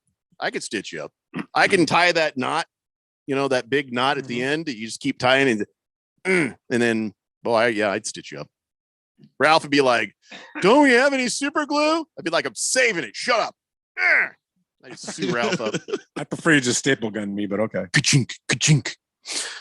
All right. No, I'd probably enjoy doing that to you as well. And you're wondering where he's getting his mean text from. He's listening to you. Ka-chunk. That should be a text, your nickname. Ka-chunk. Ka-chunk. CK says, sounds like Jeffrey enjoys a good pagan. Something tells me that's a sexual term. You filthy filth. Pink Eye says, Jeffrey, can you make me a quilt? I think he could. I don't know. I've never done anything other than jeans, legs on jeans. That it's like kind of like a NASCAR driver never turns right. I don't know if I could. Oh my God. I don't know if I could do that. That's fun. I wonder if they feel weird turning right when they get on the road. Every now and then they do those road courses. Is it? Well, I think they probably intentionally just go to the left turn, make 3 left turns, and then that is them turning right. If you think about it. Wilbur says maybe we convince the Dodgers to move to Rome. Oh, that's right. I don't think the Catholics would be too fond of that move. Yeah. What? He's talking about the sisters. I think they're called the Sisters of Mercy that they're allowing to come to the Pride Night. It's a group that says a lot of very negative, bad things about Catholics. Very bad things. So there's a lot of controversy about it. A lot of players have come out and spoke against it. Why go out of your way to be negative about someone else when you're trying to get everybody positive about you? I mean, I don't know. And that's the point, right? So the Dodgers are being ridiculed for allowing that to happen. Although there is a long history of really bad things from the Catholics too. So I mean, I can kind of see both sides. Yeah, I mean, it's for the same people who brought you the Spanish Inquisition, the Inquisition, and the Crusades, and all the touching of kids. That stuff still happens. There's some stuff there. So, I'm kind of conflicted. I'll be honest. Quiet Cannon says, I just tuned in. What's all this excitement about sewing machines? Hey, did you talk about Diamond Sports defaulting their payment to sports teams that they contract with? No, I didn't know. And I hope the Diamondbacks and the Suns were one of them because I know the Diamondbacks were, I believe, in that list of like 6 or 7 baseball teams that did not get paid on time. Oh, so it's getting complicated. Okay, so once they break the contract, that should mean that the Suns and Diamondbacks should be able to air on regular TV. That's the solution. Don't go to court. Just wait them out. I'm sorry. I know that probably is costing somebody over there some jobs at Bally's and other stuff. But yeah, the company had been looking to cut down payments owed to 4 MLB teams: the Arizona Diamondbacks, Cleveland Guardians, Texas Rangers, and Minnesota Twins. All Those are right. the teams they currently owe payments to. So now, do you think the Diamondbacks are working some sort of a deal to get on regular TV? I hope so. I hope so too. I don't know. I know that Major League Baseball wanted to step in and basically take over the broadcast for this season, which would include getting it on TV and also putting it on MLB TV, the streaming. I'm not reading that, Erectinator, not till you explain why all the Ralph hate. You have to explain it before I read that. Because you're new. Like there are people who have history with Ralph. I could get it. Oh yeah. But you don't have history with Ralph. You showed up swinging day one. What happened? Yeah. Is that? Are you the guy who just like joins the group and just stands behind me going, yeah? Like, I don't need your help with Ralph. What are you a big fan of sneakers? And then Ralph scuffed your Air Force Ones and we don't know who you are because you're going to find out the Erectinator is Ralph's son. Just screwing with all of us. It's possible. So and that makes me sad. All right, let's take a break. We got more football on the other side. It's the Daily Blender here on 1580 The Fanatic.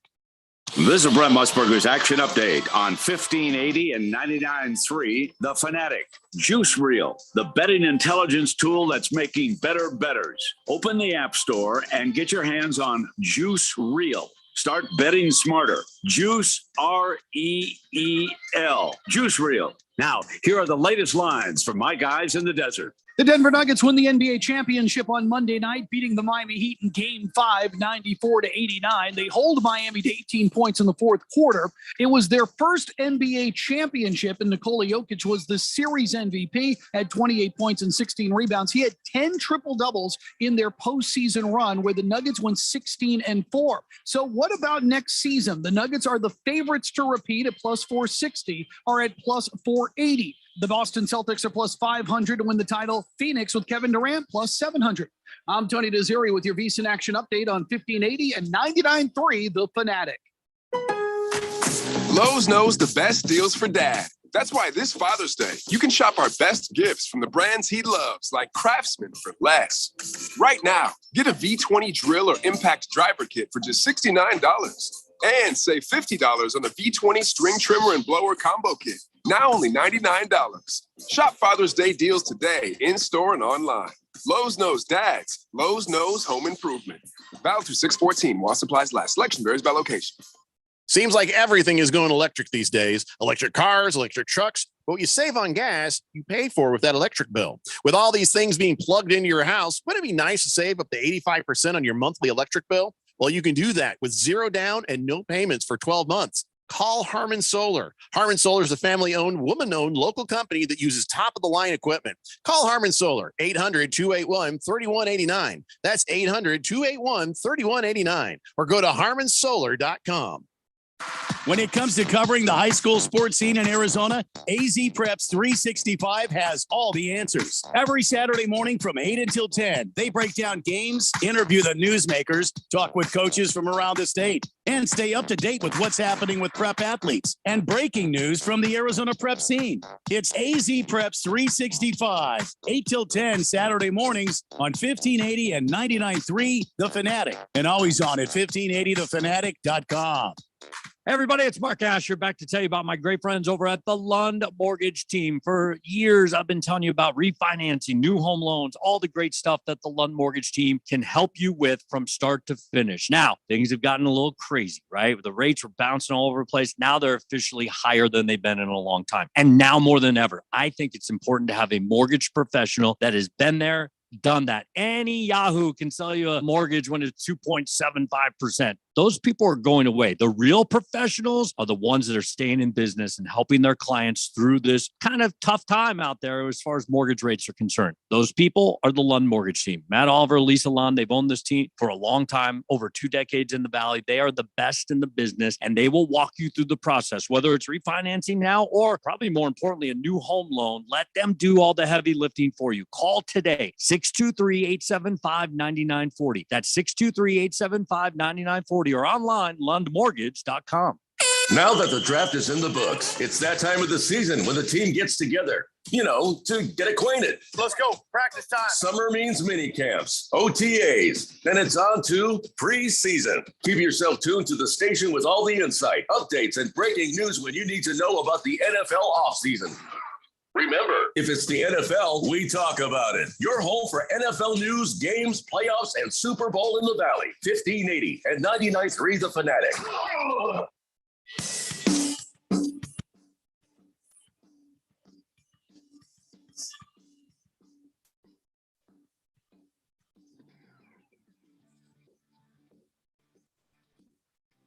Daily Blender here on 1580 The Fanatic. All right. Another one. This is like the saying of the week. It seems like you get one of these every now and then. Josh Allen, we're working on some things internally.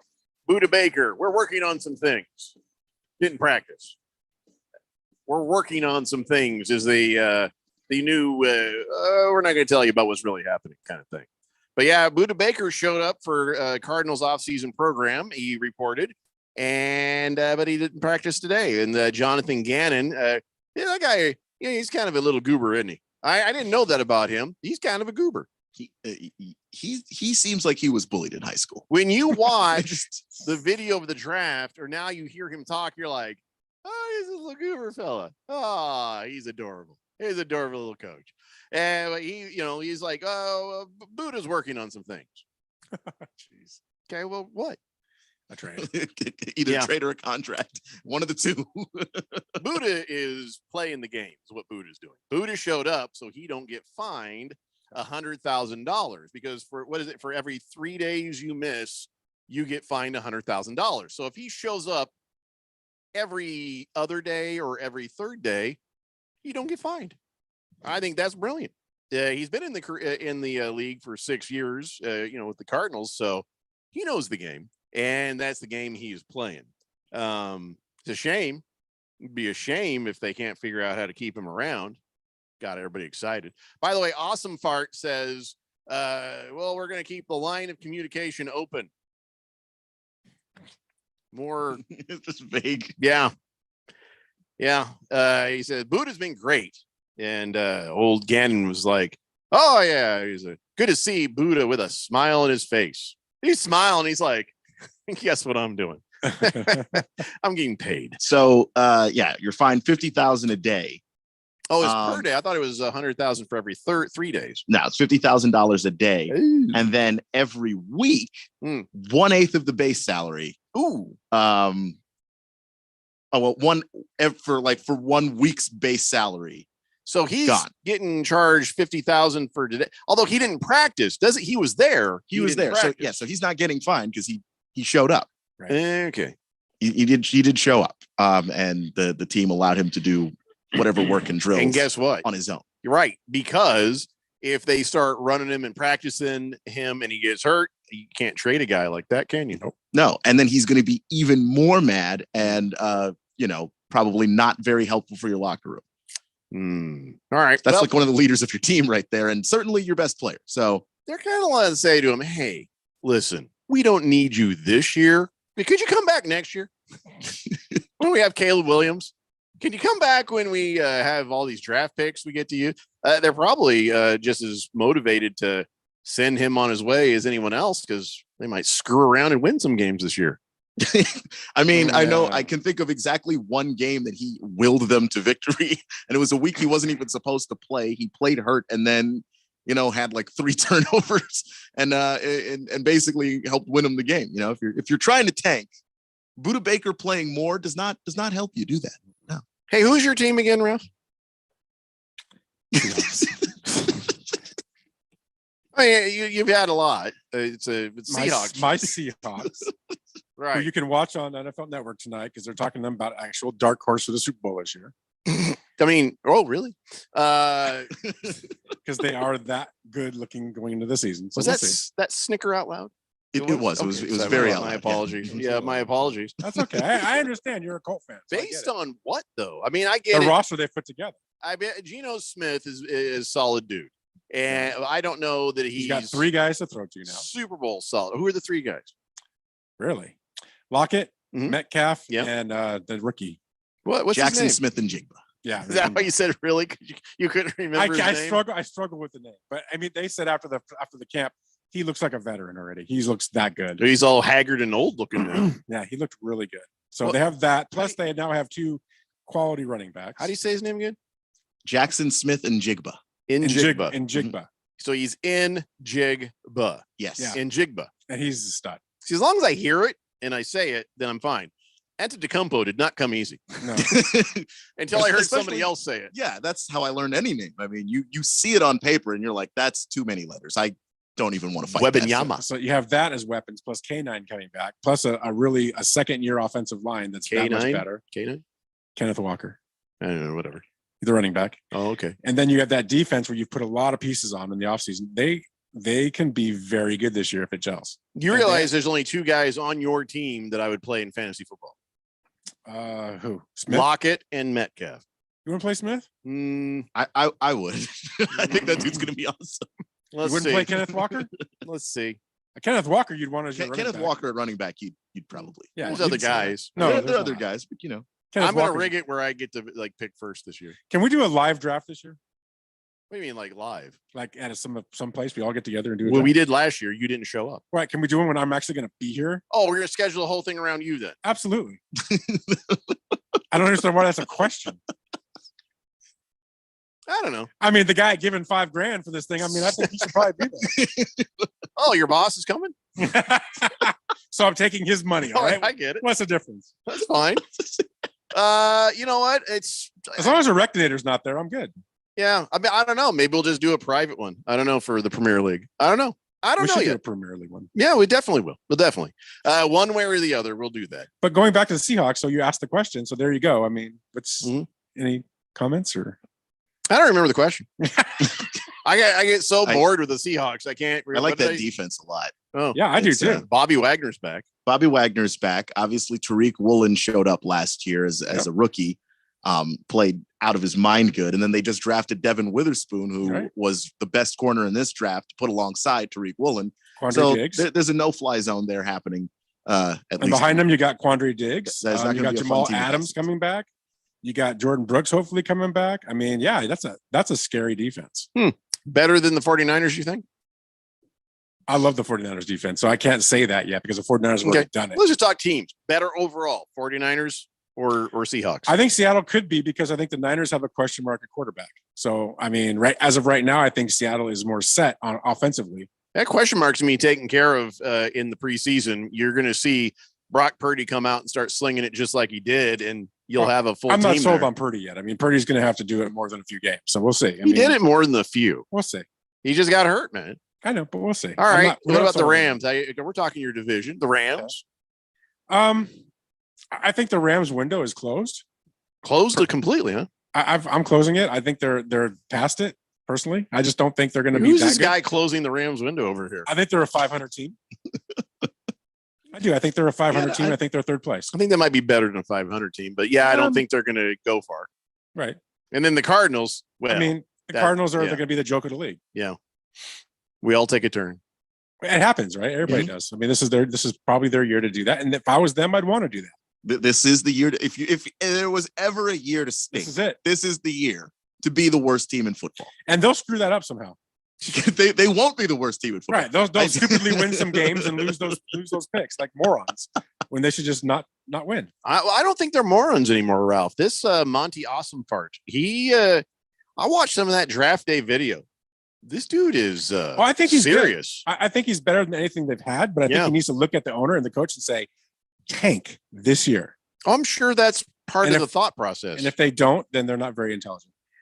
I mean, listen, the Cardinals have been known to do dodgy things, burner phones and keeping on a guy with a extreme DUI, this, that, and the other. So I'm sure that there have been conversations about, we can't obviously tank, but we can certainly lend a hand, Just put Kyler in before he's ready to come back. Just make it look good. Dude, I don't think Kyler is coming back this year. I don't think he is either. I think what'll happen is they're going to get so far into the season of losing, having him back. It's like, okay, we need to deal him off somehow to somebody. And if he gets hurt in this season, we got nothing. We got Caleb Williams sitting there waiting for us. We got to work something out for Kyler. Kyler ain't playing this year. The problem is you need him to play a couple games to show that he's back because it's going to help with his ability to And trade. if Kyler comes back and he looks serviceable, that's good enough. Call of Duty. But the fact is, people need to see him go out there and at least run. Yeah, agreed.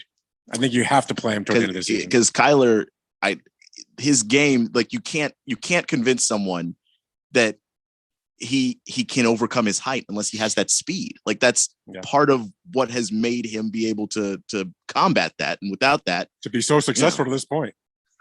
Blissful A says, we know Kyler knows how to work the system. He figured out how to get $230 million and never play. Yeah. I don't think he would have done that with this general manager, but no, they right would have place, never right signed him. time. You're right.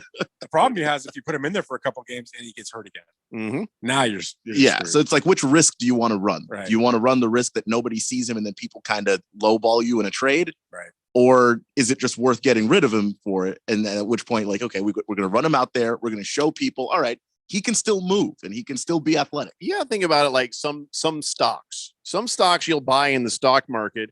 Let's say you buy these stocks and they start going up and you're like, ooh, and then they kind of plummet a bit. And you're like, this is a long-term stock.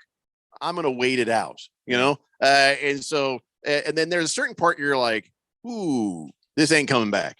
So I've got to find the best place where I can sell and get out of that before it goes back down even more. So that's what the Cardinals are going to have to look at. They're going to have to take a hit. They're going to have to take some sort of a hit on Kyler Murray and enjoy the 3 years on a rookie contract with Caleb Williams. I mean, I was in the Dallas area last week, and there were people that I talked to that were like intrigued by the idea of him coming back to the Midwest. And I was like, because you can have him, Texas. They're done with what's his name, Dak Prescott. Yeah, I mean, they are done with him. Dak's been disappointing for how much money they paid him. The fact that he's a turnover machine, just not good enough. Well, what I told him, I go, you think you feel disappointed now? Wait till you get Kyler Murray. Hey, that's right. If you want a Dak Prescott that's 25% off height, please consider Kyler Murray. Right. But they are talking about him over there. Am I right about the percentages? Wouldn't that be funny? It depends on what height you actually believe Kyler is. Oh, I don't believe that's what I'm saying. What he says he is. You might be right, but if you actually believe what we've been told by the league, 5'8", I think is probably correct. I think it's generous. I do. I think it's. I don't think he's that. They're saying he's 5'10". So there's no way he's 5'10". Like Steph is 6'1" when he goes out there and he plays, and he looks small next to other people. And his 2-inch heels, he's 5'10". So in 5'8", yeah, I can expect you to look much smaller on a field with NFL guys. It's about who you're standing next to. When the refs look bigger than you. So that's true. I mean, come on, the refs are bigger than him. Moist one says, can I ban Ralph from the draft? Being a Seahawks fan and a Rams fan, come on, I'm the defending champ. I can't wait to see Jackson Smith in Jigba from Ohio State. I'm not reading it the way you typed it. Now, didn't I beat you last year? Yeah, I did. Okay, that's right. Dude's got 2 trophies. You're really going to go at him? That's great. I got 17. What's the matter? What's the big deal? You don't have 17 I do. You want me to fantasy football trophies. Oh, no, I thought we were talking about like you didn't play on the team. You don't have any trophies. I bought replicas. Those don't count. Including a Seahawk Super Bowl trophy. You're a sad man. But no, Moist one, we can't ban Ralph from the draft. So there. Yeah, right. Do you know that Moist one's back from Montana? Oh, good. Yeah. Evidently, now he has to introduce himself to some new neighbors here. All right, let's take a break. It's the Daily Blender here on 1580, The Fanatic. Mr. Clean. Of course, I use Mr. Clean Magic Eraser to clean tough messes off my stovetop and bathtub. But then I discovered I can also use it to easily clean my patio furniture and even my shoes. I'm hooked. And when wipes won't cut it, I use Magic Eraser Sheets. They're thin and flexible erasers, perfect for everyday messes, like gunk on my counters and sinks. They really are magical. The reviews are in. Mr. Clean Magic Eraser and Sheets make cleaning look easy. Anywhere fans go to cheer on their team, there are behind-the-scenes MVPs, ensuring everything is game day ready. We see you, Joe, fixing seats so every fan can enjoy every game. And Allie, who keeps her stadium running smoothly from the moment the first game starts to the last play of the season. At Grainger, you're our MVPs, and we're always here for you with supplies and solutions for every industry and 24/7 customer support. Call, click Grainger.com, or just stop by. Grainger, for the ones who get it done. This is Joan, enjoying some me time up on the rim. This is Simon and his friends paddling the Salt River. And this is Brad. Brad is, well, no one knows where Brad is.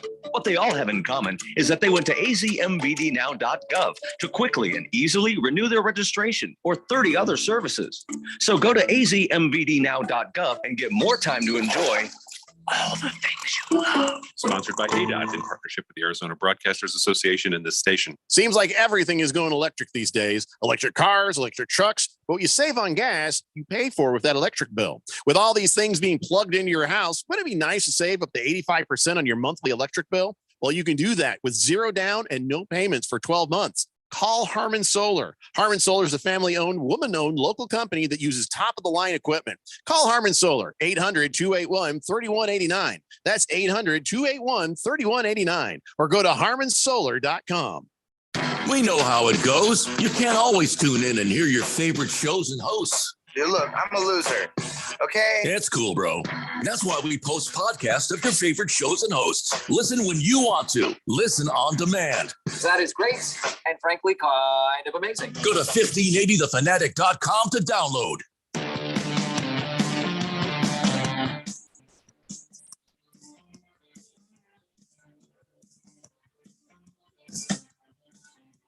City Blender here on 1580 The Fanatic. The Erectinator has opted not to explain his hatred for Ralph, but he's gone on to text something that doesn't have anything to do with Ralph. He says, nobody wants a koala bear for a quarterback. Okay. Erectinator, we don't want to hear that from you. We want to hear why you hate Ralph. We want to hear what that's about. Erectinator. This must be somebody I know. We let you call yourself the Erectinator. I mean, we did you a solid on that. So the least you can do is explain that, okay? I got a question about this Dalvin Cook thing. He I guess wants $10 million a year. Weren't they already going to pay him $10 million a year? Weren't they already going to pay him that in Minnesota? Yeah. So what the hell? He didn't ask to be cut. Yeah. They couldn't afford it. They were looking at their cap and they were like, no, can't really finance that. So why didn't they trade him? I mean, I don't know. I think that if you're gonna ask teams to trade for a running back, that's gonna be tough with how that position is valued. Well, lately. all right. So he wants 14 million. Well, that's what he was owed. Let me ask you: was he worth really? Was he worth in? How old is he? I don't know. That's important. I know you're saying the 26-year-old expiration date. Well, he's 27. So he's still probably got 3 solid years. He had 4 straight years of 1,000 yards, Yeah, 1,100 yards. 3 Actually, more solid years. You can ask Vikings fans when there were games you really needed Dalvin Cook to be there. He's hurt. And that does play a factor. Like if the guy was healthy 100% of the time, I guarantee you Minnesota bends over backwards to make that thing happen. But I saw that smile when he said bends over. I saw that smile, Ralph.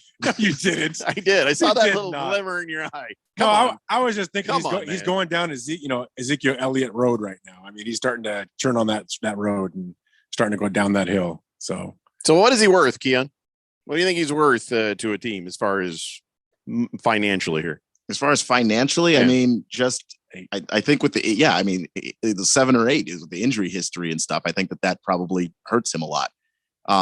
If he had more seasons recently where he was able to be available more often, and it's not that injuries are his fault, but they happen. And so like you have to pay for that. And you still have to pay the guy even when he's not healthy.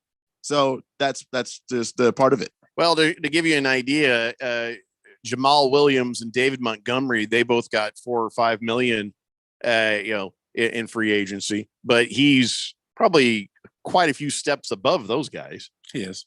So 8 million seem fair, I guess. Yeah, around there. I mean, I would if I were him, that would be just like, look, do a 1-year deal and then try to show out, and then try and get one last big payday for the last couple get another 2-year, 3-year deal where you're making more. Is he healthy right now? Is he healthy? Yeah, he's healthy right now. Yeah. All right. Well, then some team probably step up. Who needs a running back? Dalvin Cook bad. Well, the Patriots just waived James Robinson. Yeah, So, you know why they did that? Injury. So, Yeah. I mean, if you're right about Dalvin Cook being Anthony Davis in a football uniform, then I probably won't be looking at Dalvin Cook. I mean, maybe not, but they can't run. So, like, what options do they have? That they didn't particularly address it in the draft. I think that they're a team with James. He came off of an ankle injury and probably just didn't look like the guy they thought that he would look like coming off of an injury, where Dalvin Cook will at least look like that guy. It's how many games will he be available to be that guy? Right. And if you can't run the football, I'll take some games over no games. I feel like Dalvin Cook, they're probably like, we have good news and bad news. Oh, okay. What's the good news? You don't have to play with Kirk Cousins anymore. That is good news. What's the bad news? Well, Donnie, the Minnesota Vikings fan, says, hated to see Dalvin go, but that was the right decision. Well, you think everything that they do is the right decision. Just from a financial aspect, I think that if you're a Vikings fan that's aware of what your cap looks like, you might agree. Probably cut Kirk Cousins too while you're at it. Navy Brad says Vegas shorthanded goal. They have the lead right now, 1-0. Oh, that's right. We're missing that. That's going to be cool to see them win a cup. Yeah, it's happening tonight. That is, I don't see how it's not. And I'll probably get to catch some of it when I get home. You know, it's always fun to watch. Yep. The cup ceremony is one of the best. Yeah. That's when everybody gets the herpes. Yeah. You get the herpes. You get the herpes. Kissing and everything. So Derek Carr, is Derek Carr simple? Is Derek Carr, you know what I'm saying? What does that mean? Is he simple? Is he stupid? I mean, just not like where he needs a helmet, but he's not smart. You know what I'm saying? Is he is he a little bit just simple Derek?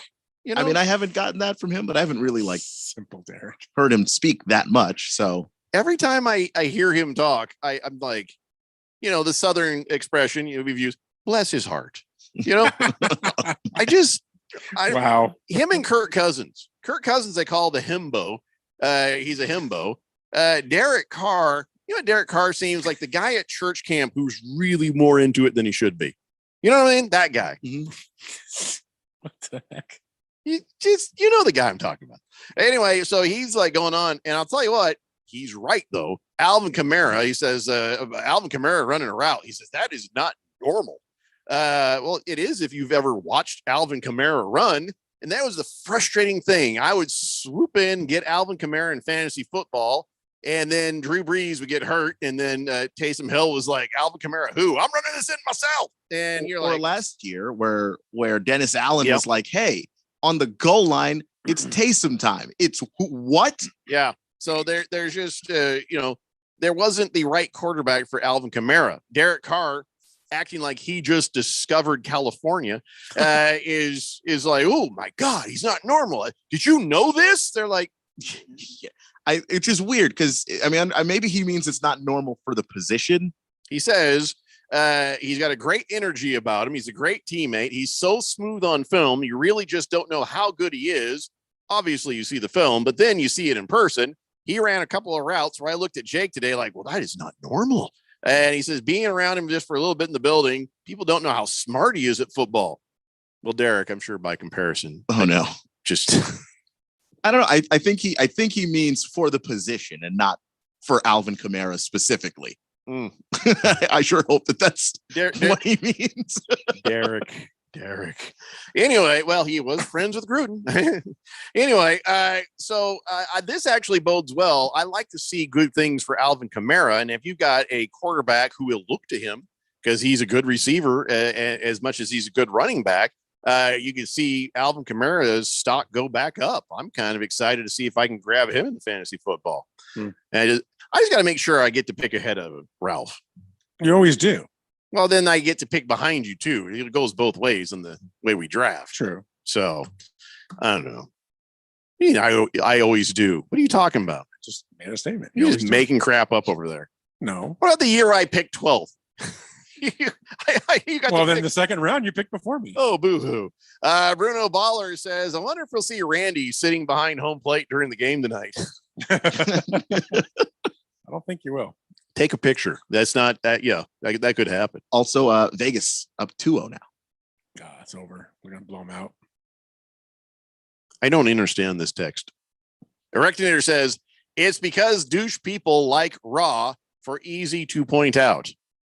I don't understand. Douche people like me are easy to point out. Is that what he's saying? He said like raw, R-A-W. He probably just can't spell. Vegas scored again. Now it's 2-zip. We just said that. Did you? Yeah, he ended. Oh, It's going to be like a 6-0 game tonight. Watch. And you just submit those in writing, please. Golly, it's only the first. My God. It's on TNT, by the way, in case you want to go find that. You know what we should probably do? We should probably get this done. It's time now. You have the thing? You ready for the thing? Yeah, hold on. Usually Randy does the thing. I got it. He's always right on top of it, too. It's time. And see, this one was for Randy, too. Now I feel bad about doing this. All right. Boy. It's on this date in Big George's sports history. Back in the year 1895, Emile Levasseur drove a Panhard et Levasseur car with 2 cylinders, 750 RPM, not horsepower, RPM. To give you an idea, your car idles at about 1,100. Okay. Daimler Phoenix engine over the finish line in the world's first ever automobile race, 1895. Yeah. This was actually impressive for back then. It was a 732-mile course. They went from Paris, France to Bordeaux, and then they went back to Paris, France, and 732 miles. These cars had a breakneck speed of 15 miles an hour. So it took them 49 hours to do this trip. And so at the time, I ran France because they were just the first to do it. They were, top of the heap on automotive technology. But this same race over time, over the next century, it grew into Grand Prix motor racing, which then turned into what? F1 that you enjoy today. So I didn't realize we invented the damn car. Why did we waited 40 years to start NASCAR until some bootleggers decided to get that going? And why did we let the Frenchy French get the jump start on our invention?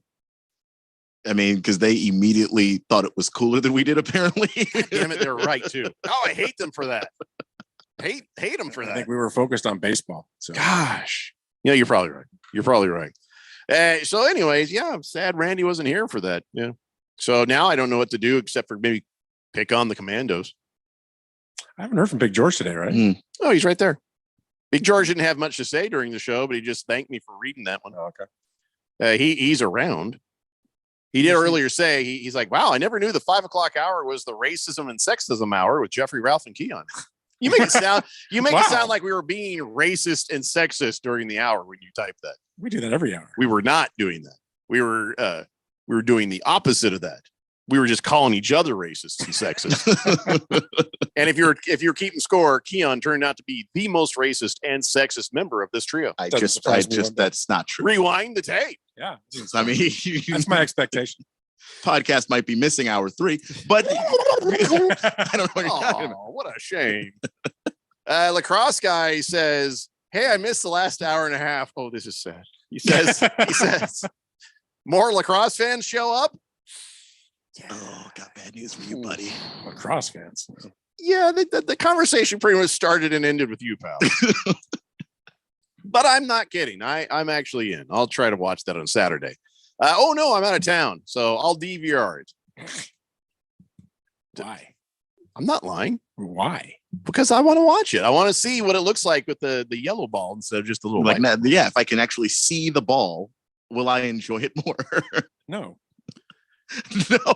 You don't I like know. hockey. No, I figure I like lacrosse. I've watched lacrosse in person. It was just high school boys, and they were killing each other. No, it's a violent, fun sport it's to absolutely watch. Violent, but just not to watch on TV. That's what I'm saying. I want to see how the yellow ball looks. Like if they got it to work for tennis, let's see what they do with the lacrosse. I mean, if you like violence, watch rugby. Oh, I love rugby. They kill each other. I don't think that's televised even in England there. No, it is. They do the major event every whatever years they televise it. It's pretty fun to watch. They We put on an exhibition match when I was in high school for the entire school. And it was a brutal game. Man, a bunch of the football players, the coach was like, you got to come out. You got to come out. Because why? I need you for Friday. This is out of control. They kill each other. Yeah, we were. In fact, that game, it's not my fault, but I did tackle a guy and I did grab him by, his shorts did come down. And he was one of those guys who didn't wear underwear, just wore the jock strap. So everybody got a full view of his hiney because the sideline was right there by the side of the stands where the entire school was sitting. Oh, my God. Well, it's not my fault. It's not my fault. No, you should have been wearing underwear. Should have had on some drawers, At man. least his toolkit was covered. That's good. Yeah, the toolkit was covered, but man, that was more of his ass than anybody ever needed to see. Yeah. Let's just say puberty was not treating him well at that time. Oh, Lord. It's a whole lot of things that needed some Dr. Pimple Popper going there. You know what I mean? No. Yeah. Well, I was getting ready to talk about the Commandos, but now I think we're running out of time. Yeah, you're talking pus instead. That's disgusting. Pus, Yeah, Commando. like a minute and a half. Can I just say that life coach guy has a urinary tract infection? He walks by the window outside. No, there's a guy across the way. He's a life coach, which, by the way, that bugs me. If you look at him, it doesn't. No, out of the corner of my eye, this guy walks back and forth the window probably 2, maybe 3 times an hour, and he's going to the bathroom. Either he's in there snorting coke, or he is peeing every 20 minutes. Maybe he has a prostate issue. I think he's got a UTI. Who can say it? UTI is funnier. No, he looks like he's 25. It's coke. He is coke skinny. Which makes it even more concerning that he's a life coach. If that's, I saw one of our listeners go in there once. I'm not even kidding. Good luck to you. Just saying. Well, all right, guys. That's all the time we have to get in trouble. To find out this dude's a listener, he's gonna be at the window. Don't you have clients about now? Just close the blinds. That's all I'm gonna do. All right, Ralph, thanks for being with us. We'll all be back in your radio again tomorrow at 3 p.m. It's the Daily Blender here on 1580, The Fanatic. Introducing the new My Plan from Verizon. With My Plan, you pick only